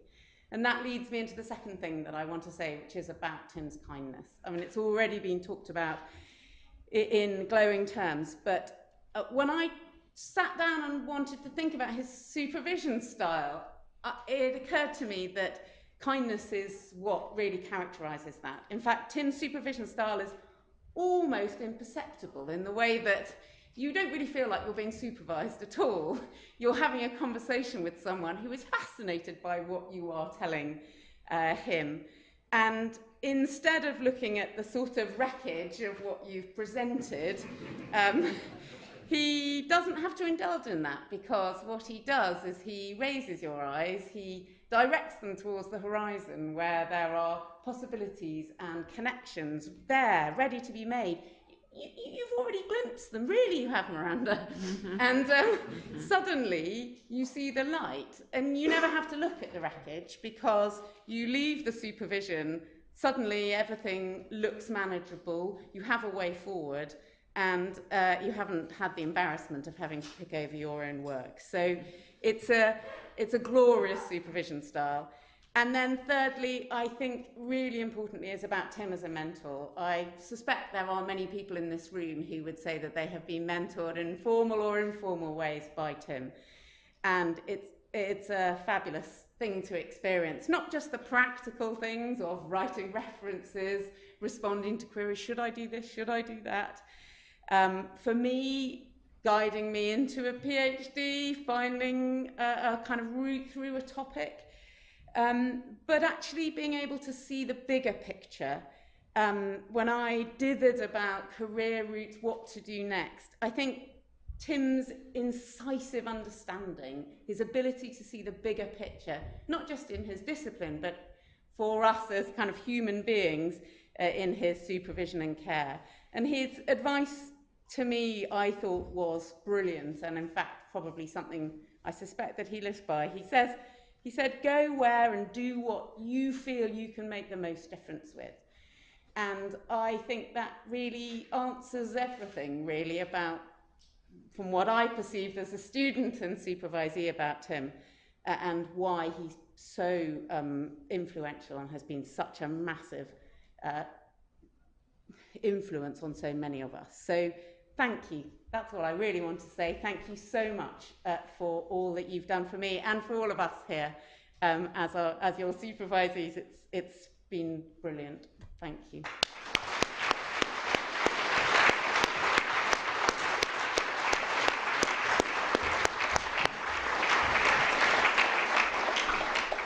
Thank you, Miranda. And now we have Paul Lewis, who is head of investigations at The Guardian and was previously the newspaper's Washington correspondent, San Francisco bureau chief and associate editor.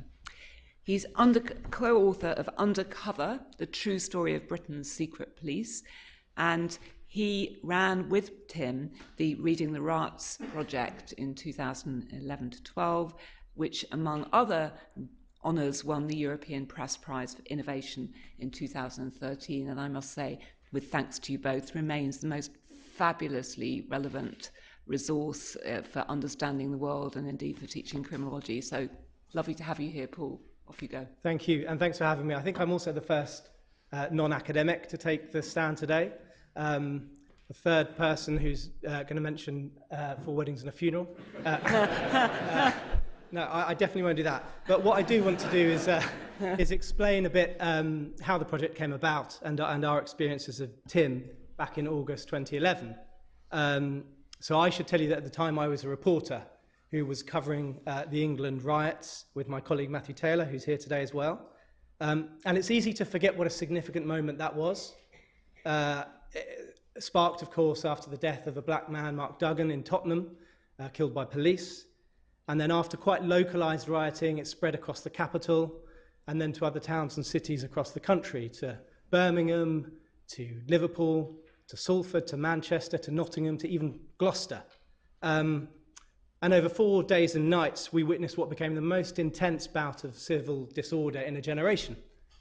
But in the aftermath of that, there was a real reluctance by the then government, David Cameron's government, to launch any formal inquiry.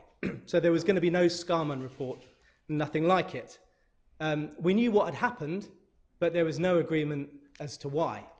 And into that void, there was a milieu of sort of opinion and speculation. So Cameron himself called it criminality pure and simple.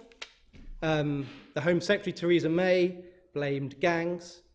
I'd like to tell you what the Mayor, Boris Johnson, thought about it, but he was on holiday, refusing to return to London. But anyway, even David Lammy, normally quite a considered politician, was quick out the blocks to blame single-parent households and the absence of dads. But none of these people were there. None of these people had spoken to people who were there. And it was around this time that Matthew and I had a colleague who sent us a blog post about a study that was done after the 1967 Detroit riots. And it was the Detroit Free Press newspaper and some academics at Michigan University. And they'd gone out and they'd conducted a piece of social research after the disorder. And we wondered if we could do something similar. So I phoned up the journalist who ran that project. He was in his 80s. And he told me the single most important thing we could do was find the right academic partner. And it didn't take much investigation after that to find out that the one name that kept cropping up, the person everyone said we should try to get, if we could, was Professor Tim Newburn. He was obviously quite a busy man. This was a few days before the beginning of the academic year. Tim, I believe at that time, was running the social policy department, no doubt writing one of the 40 books to his name. And he just got a phone call from me out of the blue, which I made a pitch and said to Tim that perhaps he would want to oversee, manage and lead this research project. We'd have to turn it around in a couple of months. We had virtually no budget. We had no academic experience. We had no idea what we were doing. And to my surprise, Tim said yes. By the end of the month, Tim had designed the outline of this project. He'd secured us funding from the Joseph Rowntree Foundation and the Open Society Foundations. And then he and the team hired and trained more than 30 researchers and analysts, publicly announced the project, which, as you know, we called Reading the Riots. And by November, that's just 3 months after the riots took place, we'd interviewed more than 270 rioters in Birmingham, Liverpool, Nottingham, Manchester and Salford. And by the following month, Tim's team here at the LSE had analysed 1.3 million words of first-person testimony and reached their conclusions. So that was fast, much faster than I think Tim was used to. The findings I should just briefly outline, if that's okay. I mean, the first thing to say, contrary to Theresa May's assumption, these riots had not been organised by gangs. Actually, the reverse was true. So across London, across England, there was a suspension of hostilities between postcode groups. Yes, there was opportunism and widespread looting. Many people believed they wanted to exploit the moment they perceived as temporary lawlessness. But rioters articulated a whole range of political grievances, and at the heart of their complaints was a pervasive sense of injustice. The rioters were demographically diverse, but they did not view those taking part. Those taking part did not view the riots as race riots. Facebook and Twitter, contrary to what you were reading in the newspapers, were not drivers of the disturbances.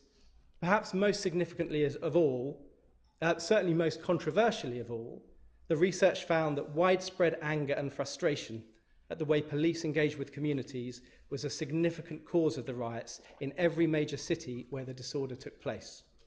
So there was a deep-seated and sometimes visceral antipathy toward police, often based on the perceived abuse of stop and search powers. So that's my journalistic summary of the findings. But as many of you will know, journalists and academics do not always speak the same language. We are in some ways similar. So we're all in the business of observing the world, trying to understand it. The best of us, I think, strive to be fair and thorough and led by the evidence rather than our pre-existing views. But we are different. So academics, they write for specialist audiences. They have a lot more time than we do. Their job is to deftly disentangle a world of fiendish complexity and multi-layered nuance. And while Tim is known for his lucid writing, we've all heard about that today, others are a little bit more verbose. But on our side, journalists, we're different. We write for lay people. So we're restricted by time, by word length. We often have to simplify and distill. We live by George Orwell's mantra, never use a long word when a short one will do. So this was the confluence of two cultures that don't always exist together. And it was important to Tim that we retain academic rigour, but in the interest of speed and impact, he was happy for the first publications of the research to be in the form of a newspaper. So we agreed that Tim would act almost as an editor. He would read each and every article to ensure that it fairly represented the research findings. He had copy approval, which was perfectly reasonable since this was his reputation on the line. There was, however, one oversight. So while Tim did read every single word of every single article pre-publication, we did forget to let him see the headlines. So in our defence, I just want to say that headlines are quite tricky to write. They need to be punchy, bold, grab the attention of someone walking past the newspaper stand or scrolling their phone these days. They also need to be short. There isn't much room for subtlety. So you can imagine Tim's reaction when he woke up on the morning of 5th of December 2011, opened his door and saw the Guardian front page on the doorstep that had condensed this research project into 3 words: blame the police. I say you can imagine Tim's reaction. I heard Tim's reaction. He didn't use complicated words. There was one very short word, and I won't tell you what letter it began with. I apologised. I apologise again, Tim, today at this forum. But despite that blip, Tim decided to stick around with the project. That was just phase 1, the interviews with the rioters. We subsequently interviewed more than 300 other people, lawyers, prosecutors, victims whose houses had been burned down, whose livelihoods had been lost, vigilantes, so-called vigilantes who'd come out onto the streets. And at Tim's insistence, we went to cities that hadn't rioted to work out how they managed to maintain order. But the bulk of phase 2 was actually the interviews with 130 police officers of every rank, from the people who were on the front line facing the petrol bombs to those who were in the operation room. Now, while the interviews with the rioters, credit for that really should be with the researchers that we hired. It was their ingenuity that got those interviews. But the interviews with the police officers, well, that was completely down to Tim. And I have to say, to this day, I still don't quite understand how he managed to convince the chief constables of the Metropolitan Police, West Midlands Police, Greater Manchester Police, and Merseyside Police to allow their officers to sit down for an hour and be interviewed by our researchers after we'd publicly blamed them for the riots. But he did it. Yes, I have to say that I suspect the reason he did it, and the reason they said yes, is because they all knew and trusted, as so many people in the criminal justice community did and do, Professor Tim Newburn. I mean, headlines can come and go, but a reputation like his built over decades has real permanence. And I think it was because of Tim that people took our research seriously, and I think it did something to transform public understanding of a seminal moment in this country's history. And I think it itself will have some permanence. It will be a legacy. Maybe historians will look back at it in the future. So I just wanted to say to Tim, thank you on behalf of The Guardian, the Reading the Riots team, some of whom are here today, and to future generations of historians and academics who will build on the foundations he laid. None of it would have happened without you.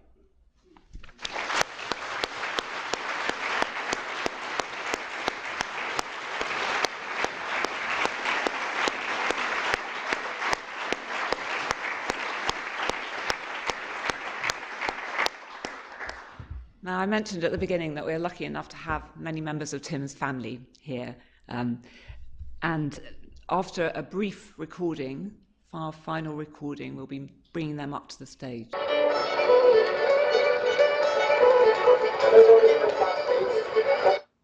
Hi Tim. Hi Tim. Hi. Sorry, trains, planes and automobiles have conspired to keep us in Scotland, so we're really sorry that we can't be there with you in person. But even though we can't be there, we wanted to bring a bit of Scotland to the event. So we're broadcasting from Brigadoon and we're all prepared with our props. We've got our tartan and our drinks. and the music, as you heard. And you might recognise the backdrop, but just to reassure you, we've stolen that image from Twitter, so we're not actually in your house. Anyway, we didn't want to miss the opportunity to be part of the great celebrations of your work and what you've meant to us personally in our careers. And as usual, we're doing a bit of a double act, because like Tim Jones and Trevor Newburn, we are partners in crime, part of an academic marriage that was arranged by that well-known matchmaker, Professor David J. Smith. And we've often been introduced as Leslie McVie or Susan McCara, or even on a good day, Susley McVara. So this is our opportunity from Susley McVara to tell you a bit about what you mean to us. Tim, I became familiar with your research during the time that you were at the Policy Studies Institute in the early 1990s, when I was a government researcher in the then Scottish Office Social Work Services Group. And not least influential on me were your publications on social work after disaster and working with disaster, which seemed quite appropriate at the time. Your project with Anne Hagel on persistent young offenders was certainly formative for me, as to your later work on policy transfer with Trevor. Tim, you're part of an elite group of scholars who have been included in almost all editions of the Oxford Handbook of Criminology, and Alison, Shad and I, as the new kids on the editorial block, were delighted and touched you've continued involvement in the handbook over the 2 editions that we have edited to date. Conceptual and methodological fashions come and go in criminology, but you, Tim, represent an important continuous thread of rigorous, theoretically informed empirical inquiry and applied analysis aimed at the social good.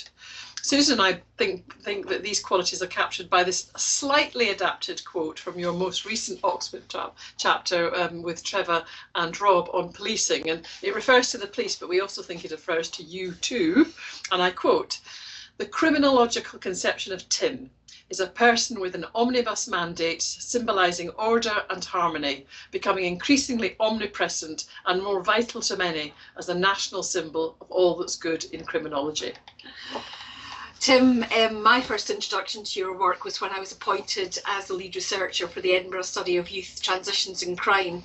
And one of the first texts that I read was your book with Anne Hagel on persistent young offenders. And it had a really powerful impact on me for 2 reasons. Firstly, it highlighted that how we define people by their behaviour has a profound effect on how they're labelled and treated by systems. And secondly, it explored the complexity of their lives from a range of different domains and not just from a risk factor led way. And that influenced the way that we designed the Edinburgh study back then, but even now the cohort are into their 30s. So it gave me great pleasure when some years later you gave us such positive feedback on one of the earliest papers from the study, The Usual Suspects, and you speeded it through the publication process with Criminal Justice. Over the years, I've had the pleasure of speaking in conference sessions with you and Trevor, our fraternal comedy double act, and sharing meals and drinks in various bars and restaurants, and you always know the best places to go. And more recently, I've enjoyed working with you on the Fiverr project with Ali, Keir, Luke and Fern. I've been humbled by the amount of knowledge and time that you're always willing to share with others when you have so many calls on it elsewhere. So, Leslie, a toast. A toast. So, we're going to end this broadcast from Brigadoon with a toast to you. And this comes, we think, appropriately from Robert Burns. And it comes from his address to one of his many lovers, Miss Arbuthnot, on her benefit night. So please be upstanding, everyone, and raise a glass of whatever you've got, in our case, whiskey, the water of life. Sup up, be merry, we advise. And as we're merry, may we still be wise. To the wisdom of Tim, who's had such a profound effect on our careers. Slán.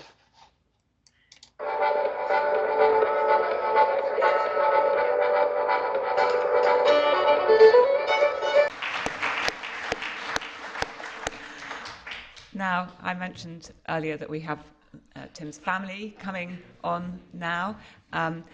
Mary, Tim's wife, is coming up now. And are you all going to come up together? Is that the idea? Order's breaking down, isn't it? Okay, so let me just say, while you're organising yourselves, that we are running about 10 minutes late. I'm sorry, I take responsibility for that, but we started a bit late this half. I think, if you don't mind, despite the fact we've all been reminded that we like a drink, and we've heard that Tim has a pretty positive attitude towards alcohol and usual sort of eclectic way, we will take that extra bit of time because we really want to hear from Tim's family, and then, last but not least, from Tim himself. Thank you. So I will keep it short. You've heard a lot about the public, and I thought it would be appropriate to share a little bit about the private. It will be very short, so it's very partial, and of course it's a one interpretation, it's one perspective. And all our boys, Robin, Owen, Lewis, Gavin, are going to contribute, and also our grandchildren. This is the gorgeous boy back in 1982 when he was still at the University of Leicester. Isn't he gorgeous? And then a couple of years later, with his brother David, rocking the locks, Tim's hair. This is a bit more what they look like now, but it's over a decade ago with their mum, Betsy. And Tim learned a lot about orderly Britain from his parents. Ask him if you want details.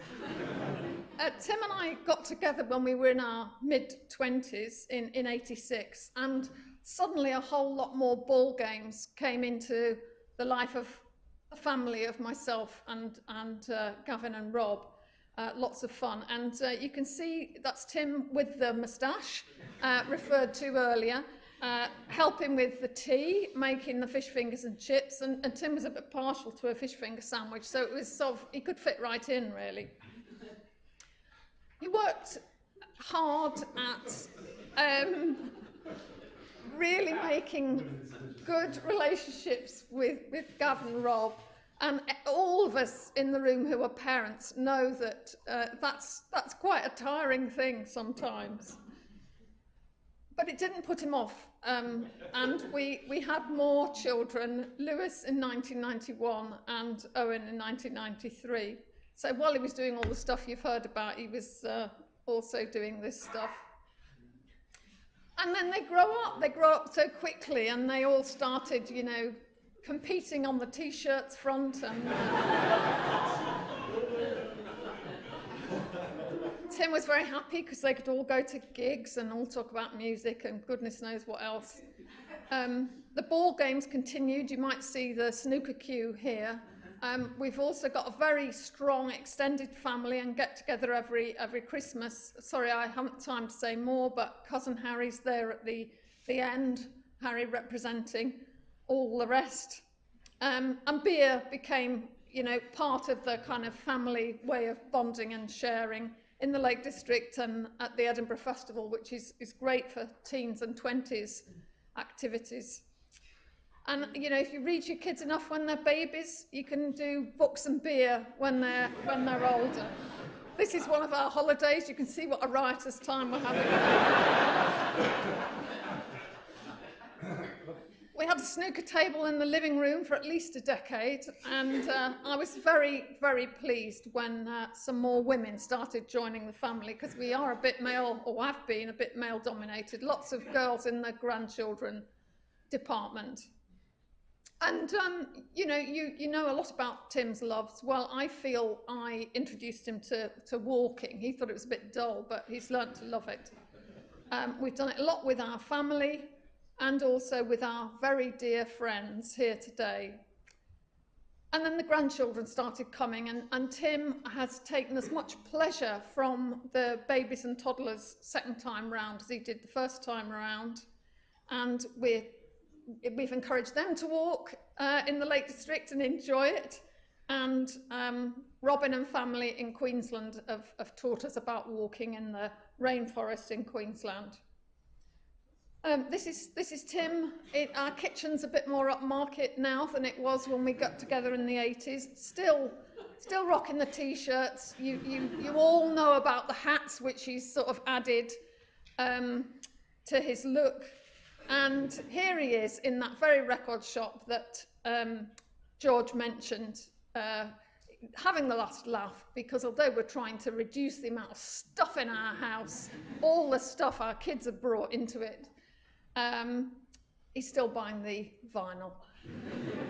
And hand on now to Robin, who is online. Hi Tim, hi everyone. Sorry that I can't be there in person to celebrate this day with you all, but it's lovely to be able to say a few words. Tim, don't know if you can see, but I've got the Eels Beautiful Freak Tour t-shirt on. I think this was from 1997. So yeah, you do the maths. It's a while ago now. Obviously, it was a gig that we went to together, and I thought it was apt that I get it out for this occasion. Yeah. I thought about talking about, just your love of culture, um, books, music, theatre, film, comedy, and how that love has kind of permeated through the Newburn Lacey family culture. I thought about talking about the respect I've got for you, taking on me and Gav as your own, the calmness that you brought to our family back in the day. No judgments, Mum. Or indeed just our own personal relationship and how that's grown and strengthened through the years. Or even just your work ethic, and how your love and your dedication to your work has been an inspiration for so many of us. But it's actually something that you said to me that I wanted to spend a bit more time on. We were in the beer garden of the Britannia pub, I believe, in Elterwater in the Lake District. About 15 years ago now, I believe.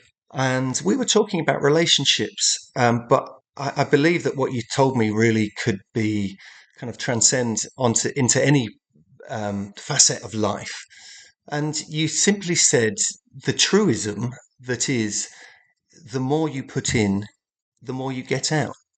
And I kind of think that stuck with me. And it kind of sums you up for me a bit, because you put in, you invest in relationships, in the family, in your work, in your hobbies. I mean, some might say you invest a little bit too much in your hobbies, but that's another story. And I'm sure you would agree that it's money well spent.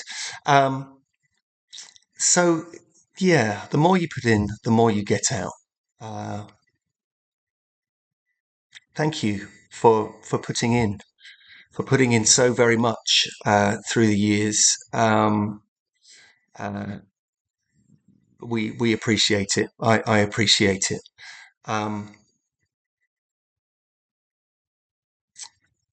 There's a few words now from my kids, Ethan and B. But Tim, have a cracking day. Try to enjoy receiving all of the well-earned plaudits. They are as genuine as you are. I love you, Tim. Big love. Bye-bye. I loved it when we had that big hug. You are amazing, Tide. I remember when you came to stay with us. It was really fun.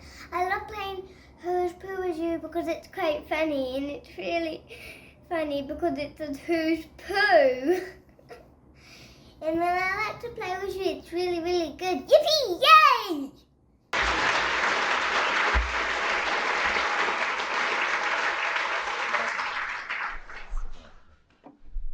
Hi everyone, I'm Owen, Tim's youngest son. We've all heard this kind of long list of incredible achievements of Dad's today, and although it's genuinely an incredible privilege to have Dad as my dad, it can occasionally be a slightly frustrating person to compare yourself to. It won't surprise anyone here to know that academic achievement was of importance in our family growing up, but I did find it quite difficult as a teenager to take the advice to study hard and revise from somebody who got a pass mark in only one of his A-levels. But Dad's skills aren't just limited to the kind of academic realm. I have a very strong memory of a time when we were on a holiday, and Lewis and I had gone off and found a table tennis table in the games room of a place that we were staying. And we're having a great time playing for a couple of hours before Dad came and found us and got noticeably excited when he saw what we were doing. And obviously we all started playing.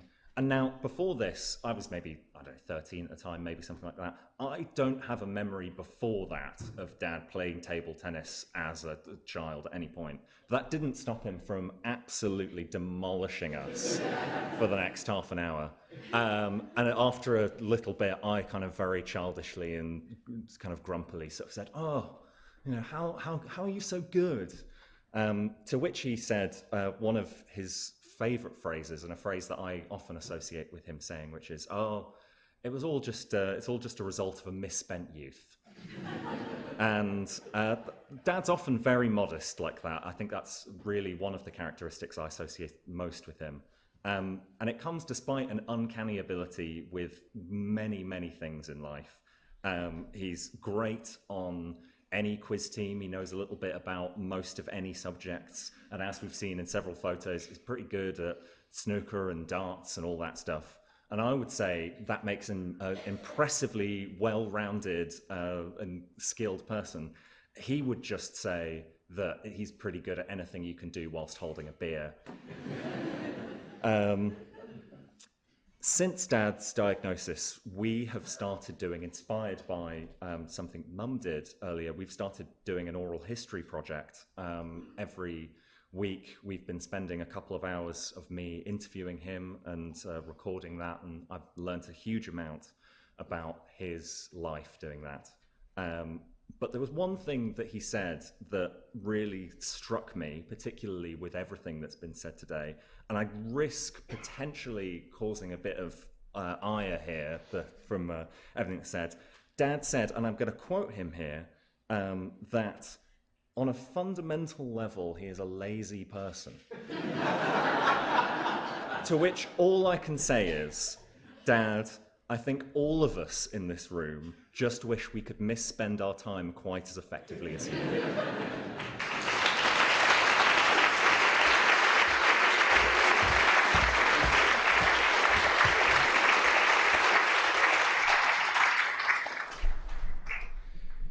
Hi folks, I'm Lewis, Tim's third son. I feel very much like an interloper here among all these fine scholars. I've run as far away from academia as I can possibly carry myself. I will just try and tell you a few things about my dad that I think maybe stem slightly from his university work and maybe reflect what he was like in that setting. I was extremely grateful for both Coretta having a pop at the LSE for being neoliberal, and Paul Lewis for citing a word I won't repeat as well. It was my dear dad that taught me that I'm subject to informal social control, i.e. your disapproval if I actually say it out loud. I fully agree with Paul Rock also, who characterized my dad as supremely gentle. When I sat down to write this, I suddenly reflected that I can't recall any time when my dad raised his voice to me. Now, for the tender-hearted in this audience, that's not because I didn't try his patience. I ran that poor man ragged over the years. Now, most sons, I think, first hear their father drop the F-bomb, maybe when they stub their toe or fall out of a window or something. But I'm leaping off from Coretta now. The first time I heard my dad drop the F-bomb, it was him very slowly deliberately, while locking eyes with me, quoting Elvis Costello's opinion of Margaret Thatcher. Clearly a solid fellow. I owe everything to my dad, including my hairline, thanks. And I can't do justice to the many benefits I've received at his hand. But among these are, all my first musical loves, The Jam, Neil Young, Led Zeppelin, Jackie Wilson, all stem from things Dad put on. Actually, it was nice that Rob mentioned the Eels. That was a record he first spun when we were playing snooker, when I had a heavy handicap, I should say, because Dad used to absolutely kill me on the bass. Yeah, it's not a coincidence that the second time he caused me to hear the F-bomb was when he sat me down, or rather, I should say, in true schoolmasterly style, he sat down while I stood in his tiny little shell of a study, and he played multiple cuts from all four sides of 1, 2, 3, 4, punk and new wave 1976 to 1979, culminating in the electric chairs, If You Don't Wanna Me Baby, Then Baby Off. Ever the educator.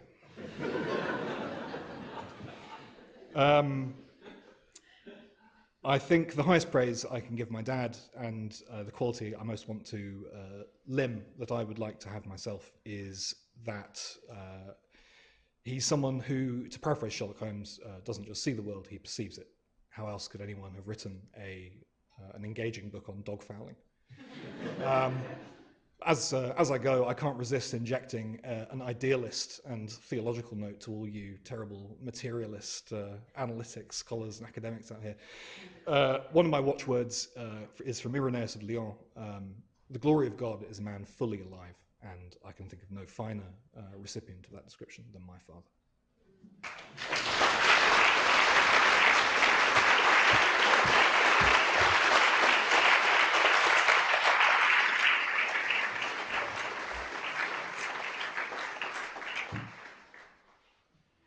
Dress up malfunction.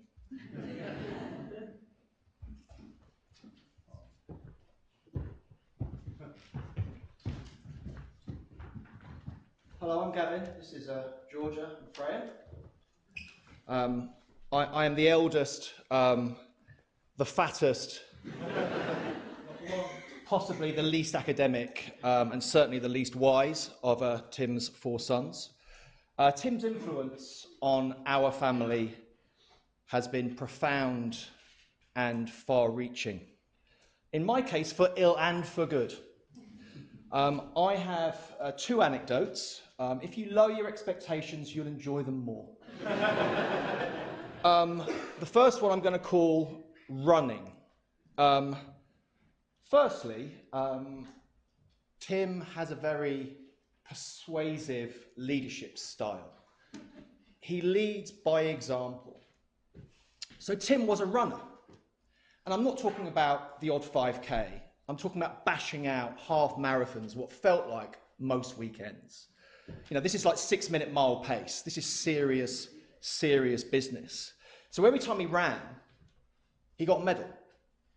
So it was like living with the bastard son of Mr. T and King Midas.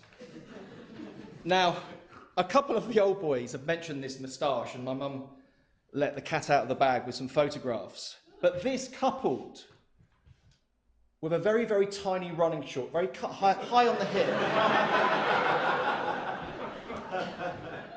it was a mixed signal. But criminology's, and indeed Isheen's very own Freddie Mercury, was always the front runner in our family, always the pace setter. And then his four sons also took up running. And one of those family traditions was that alongside our pacemaker and our front runner, he accompanied variations of the four boys for 25 years on the bounce we did a Christmas Day and a Boxing Day run. And this is Richmond Park. I'm not talking about some little like cut through. We're talking about running your hand against the wall on the edge of Richmond Park, 9 miles. Hard miles. And it was Tim who was the consistent in this 25-year period. And we all took times to make up the numbers. Now I have both a prosthetic hip and knee, which is very unusual for a man of my age. So as I say, it's peaks and troughs, ill and for good. So that's the first one. The second one is I'm going to call university. Actually, it's old Polly, but we're not posh. Tim made further education, university, accessible and possible for me. It wouldn't have been something which I naturally would have felt happened to people like me. It's that simple. When other people were whispering about the debt that you get into and all that kind of rubbish that can play in someone's mind, Tim was really consistent and valued learning and education for the sake of learning and education.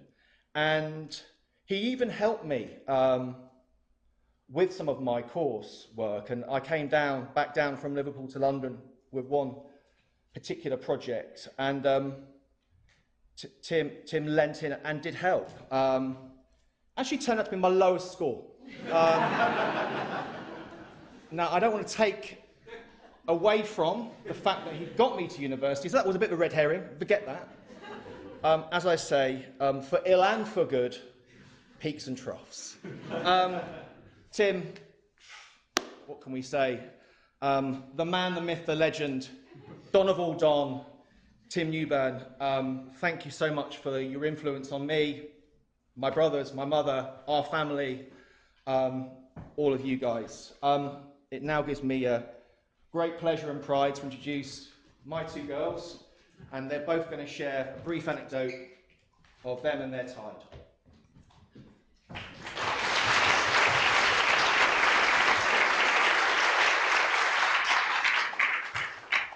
Hello, I'm Georgia, and I'm Tide's oldest grandchild. And my, I won't call it a story because it happens multiple times, is when we're in the Lake District with Nana and Tide.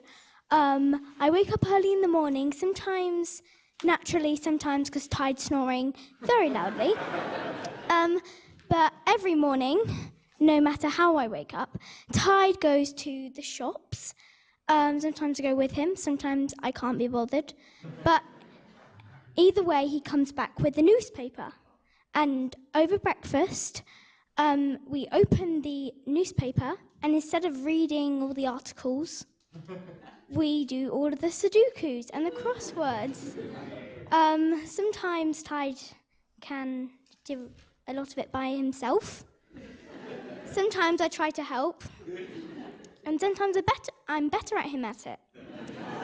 But every time is an enjoyable time.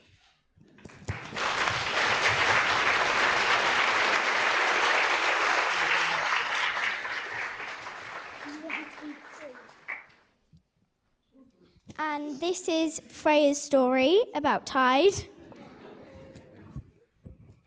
So Freya, so in Cumbria, Freya and Tide like to sit by the window, and we have a bird feeder outside of our cottage, and they like to identify the birds that are feeding from it. Freya's still practicing and sometimes she can identify the older robin, but Tide's, I would say, is better at that than her.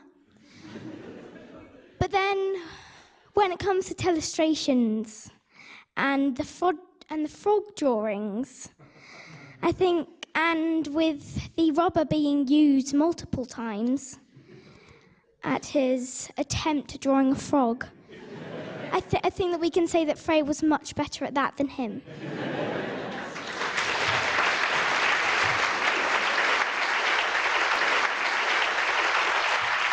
Mr. Tim Newburn.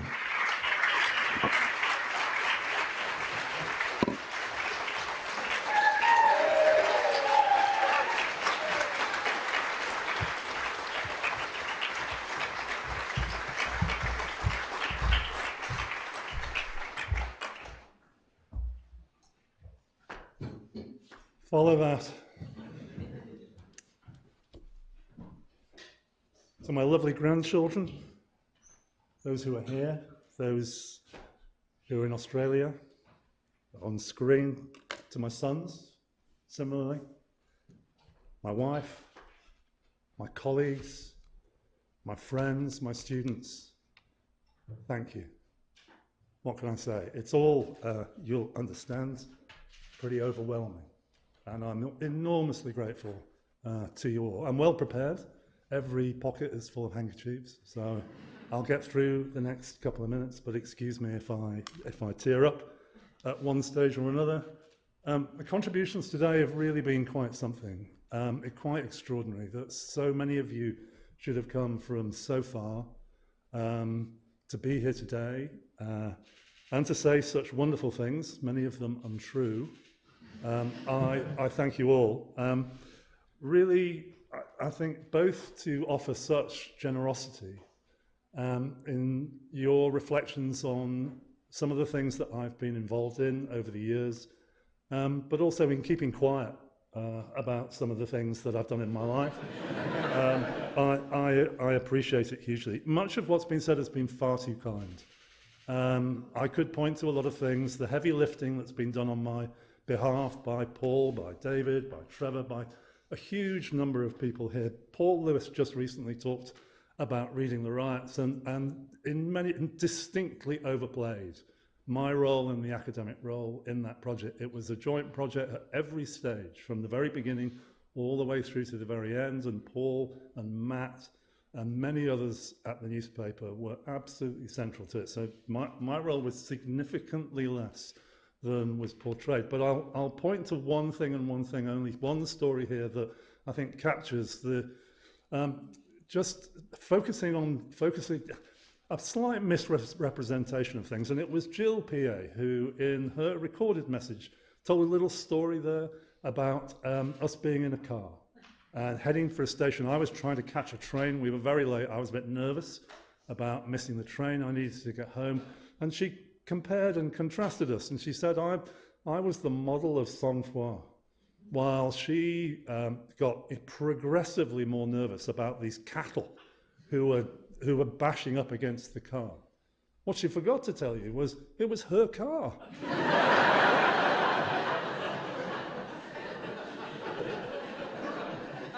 Wasn't that difficult to be calm? As will be clear, I owe an enormous amount, an enormous debt to a lot of people. I'll come to the academic side of my life in a moment, and I will keep this short. But first I want to thank my family, all generations, those who are here and those who couldn't be here today. As ever, they all continue in their different ways to be the most wonderful source of love and support.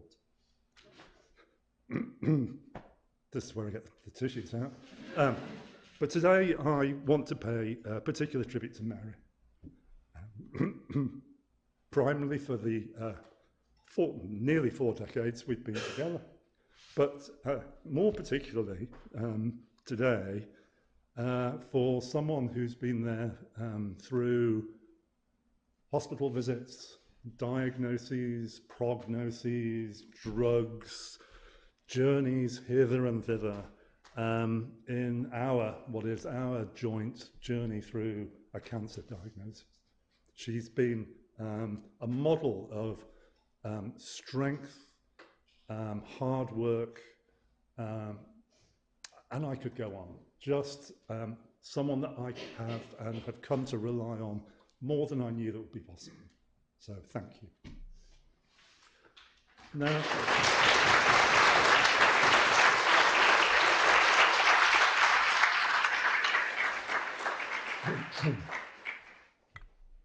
to some more specific thank yous. First to my friend and colleague, Nicola Lacey.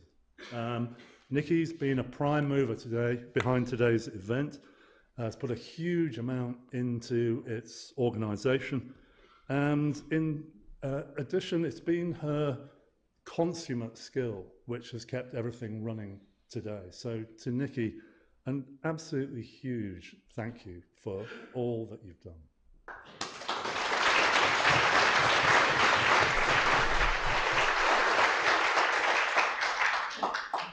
We all know how easy it is managing academics. My thanks to my colleague Maria Schlegel, whose organisational skills and weeks of planning lie behind almost everything that's happened here today. The booking of rooms, the website, the music, catering, AV, and much else besides. To Maria and to the events manager in the law school, Alexandra Clegg, my huge, huge thanks.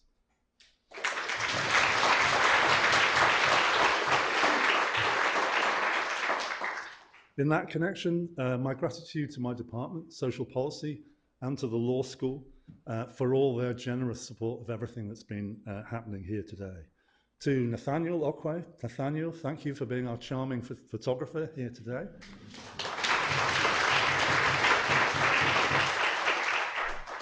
To the LSE stewards for managing what's been a touchingly large crowd of people today. And as soon as I shut up, you'll see the hard work of LSE catering as well. My thanks to both.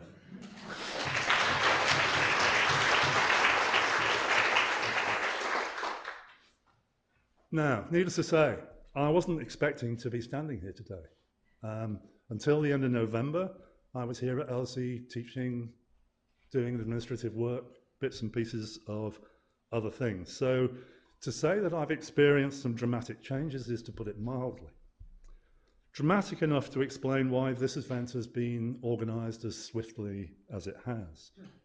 Mary in particular felt we should really crack on with it, and she's not wrong. That said, bearing that in mind, I have to say I do feel something of a fraud.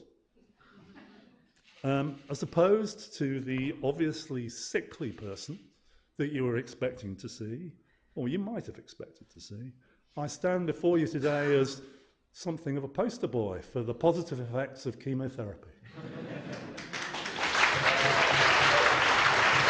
Let's get ahead of ourselves. Indeed, I'm sure there are people out there saying, well, he looks all right. And there's definitely people in my department saying, he looks a bloody sight better than he did when he was head. At this point, my oncologist has insisted I remind you that cancer research is woefully underfunded, especially where the less common cancers are concerned. You know where this is leading? I don't need to spell it out for you. So I can report back that I've done what I was promised, and I'm trust that she'll allow me to carry on with the treatment.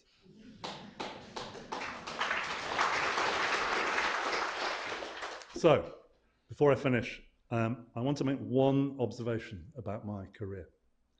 It's this. If it's a degree of ill fortune that brings me here today, it's good fortune that characterises my career. Good fortune in the friends I've made, the places I've been and seen, the students I've taught, the colleagues I've had, and the extraordinary generosity and support I've received, and much besides. We've heard today, I've heard today, from many of those to whom I owe an enormous debt, who believed in me and gave me opportunities that I often felt and still often feel I've barely earned. Time is short, and I'll try to thank a great many of those today in person. But let me add to those two who are not here today, who were there towards the outset of my career, indeed largely before I'd entered that odd thing we call criminology. The first was the late Professor Eric Dunning, who was my doctoral supervisor and subsequently my first employer, gave me much greater latitude to follow my instincts as a researcher than he needed have done, and would have been typical then, still less now. The second is the late Jerry Smale, as the man who had the foresight to raise funding for a 2-year study of the Hillsborough Stadium tragedy, Jerry then employed me and effectively gave me carte blanche to do the research the way I saw fit. I'm sure I didn't recognise it at the time, just how fortunate I was. But it was just the start, and I've been lucky enough to find friendship, have the support of, and learn from the very best, subsequently at PSI, at Goldsmiths, and at the LSE, and from those from many other institutions in the years since. Beyond good fortune, the common thread is freedom. From my undergraduate days, at a time when local authority grants still existed, all the way to my 2 decades at the LSE, not only have I had extraordinary support, but where research and writing are concerned, I've been lucky enough to enjoy very considerable autonomy, the freedom to focus on the things I considered important and to study them in the ways I felt appropriate. This, I recognise, has been an incredible privilege, and these are not things all academics enjoy. Moreover, they're privileges that are as we've heard, privileges that are increasingly under threat in the modern academy. In this regard, therefore, it's my young colleagues that I worry about the most, and the stresses and strains they're put under. None of it seems sustainable to me.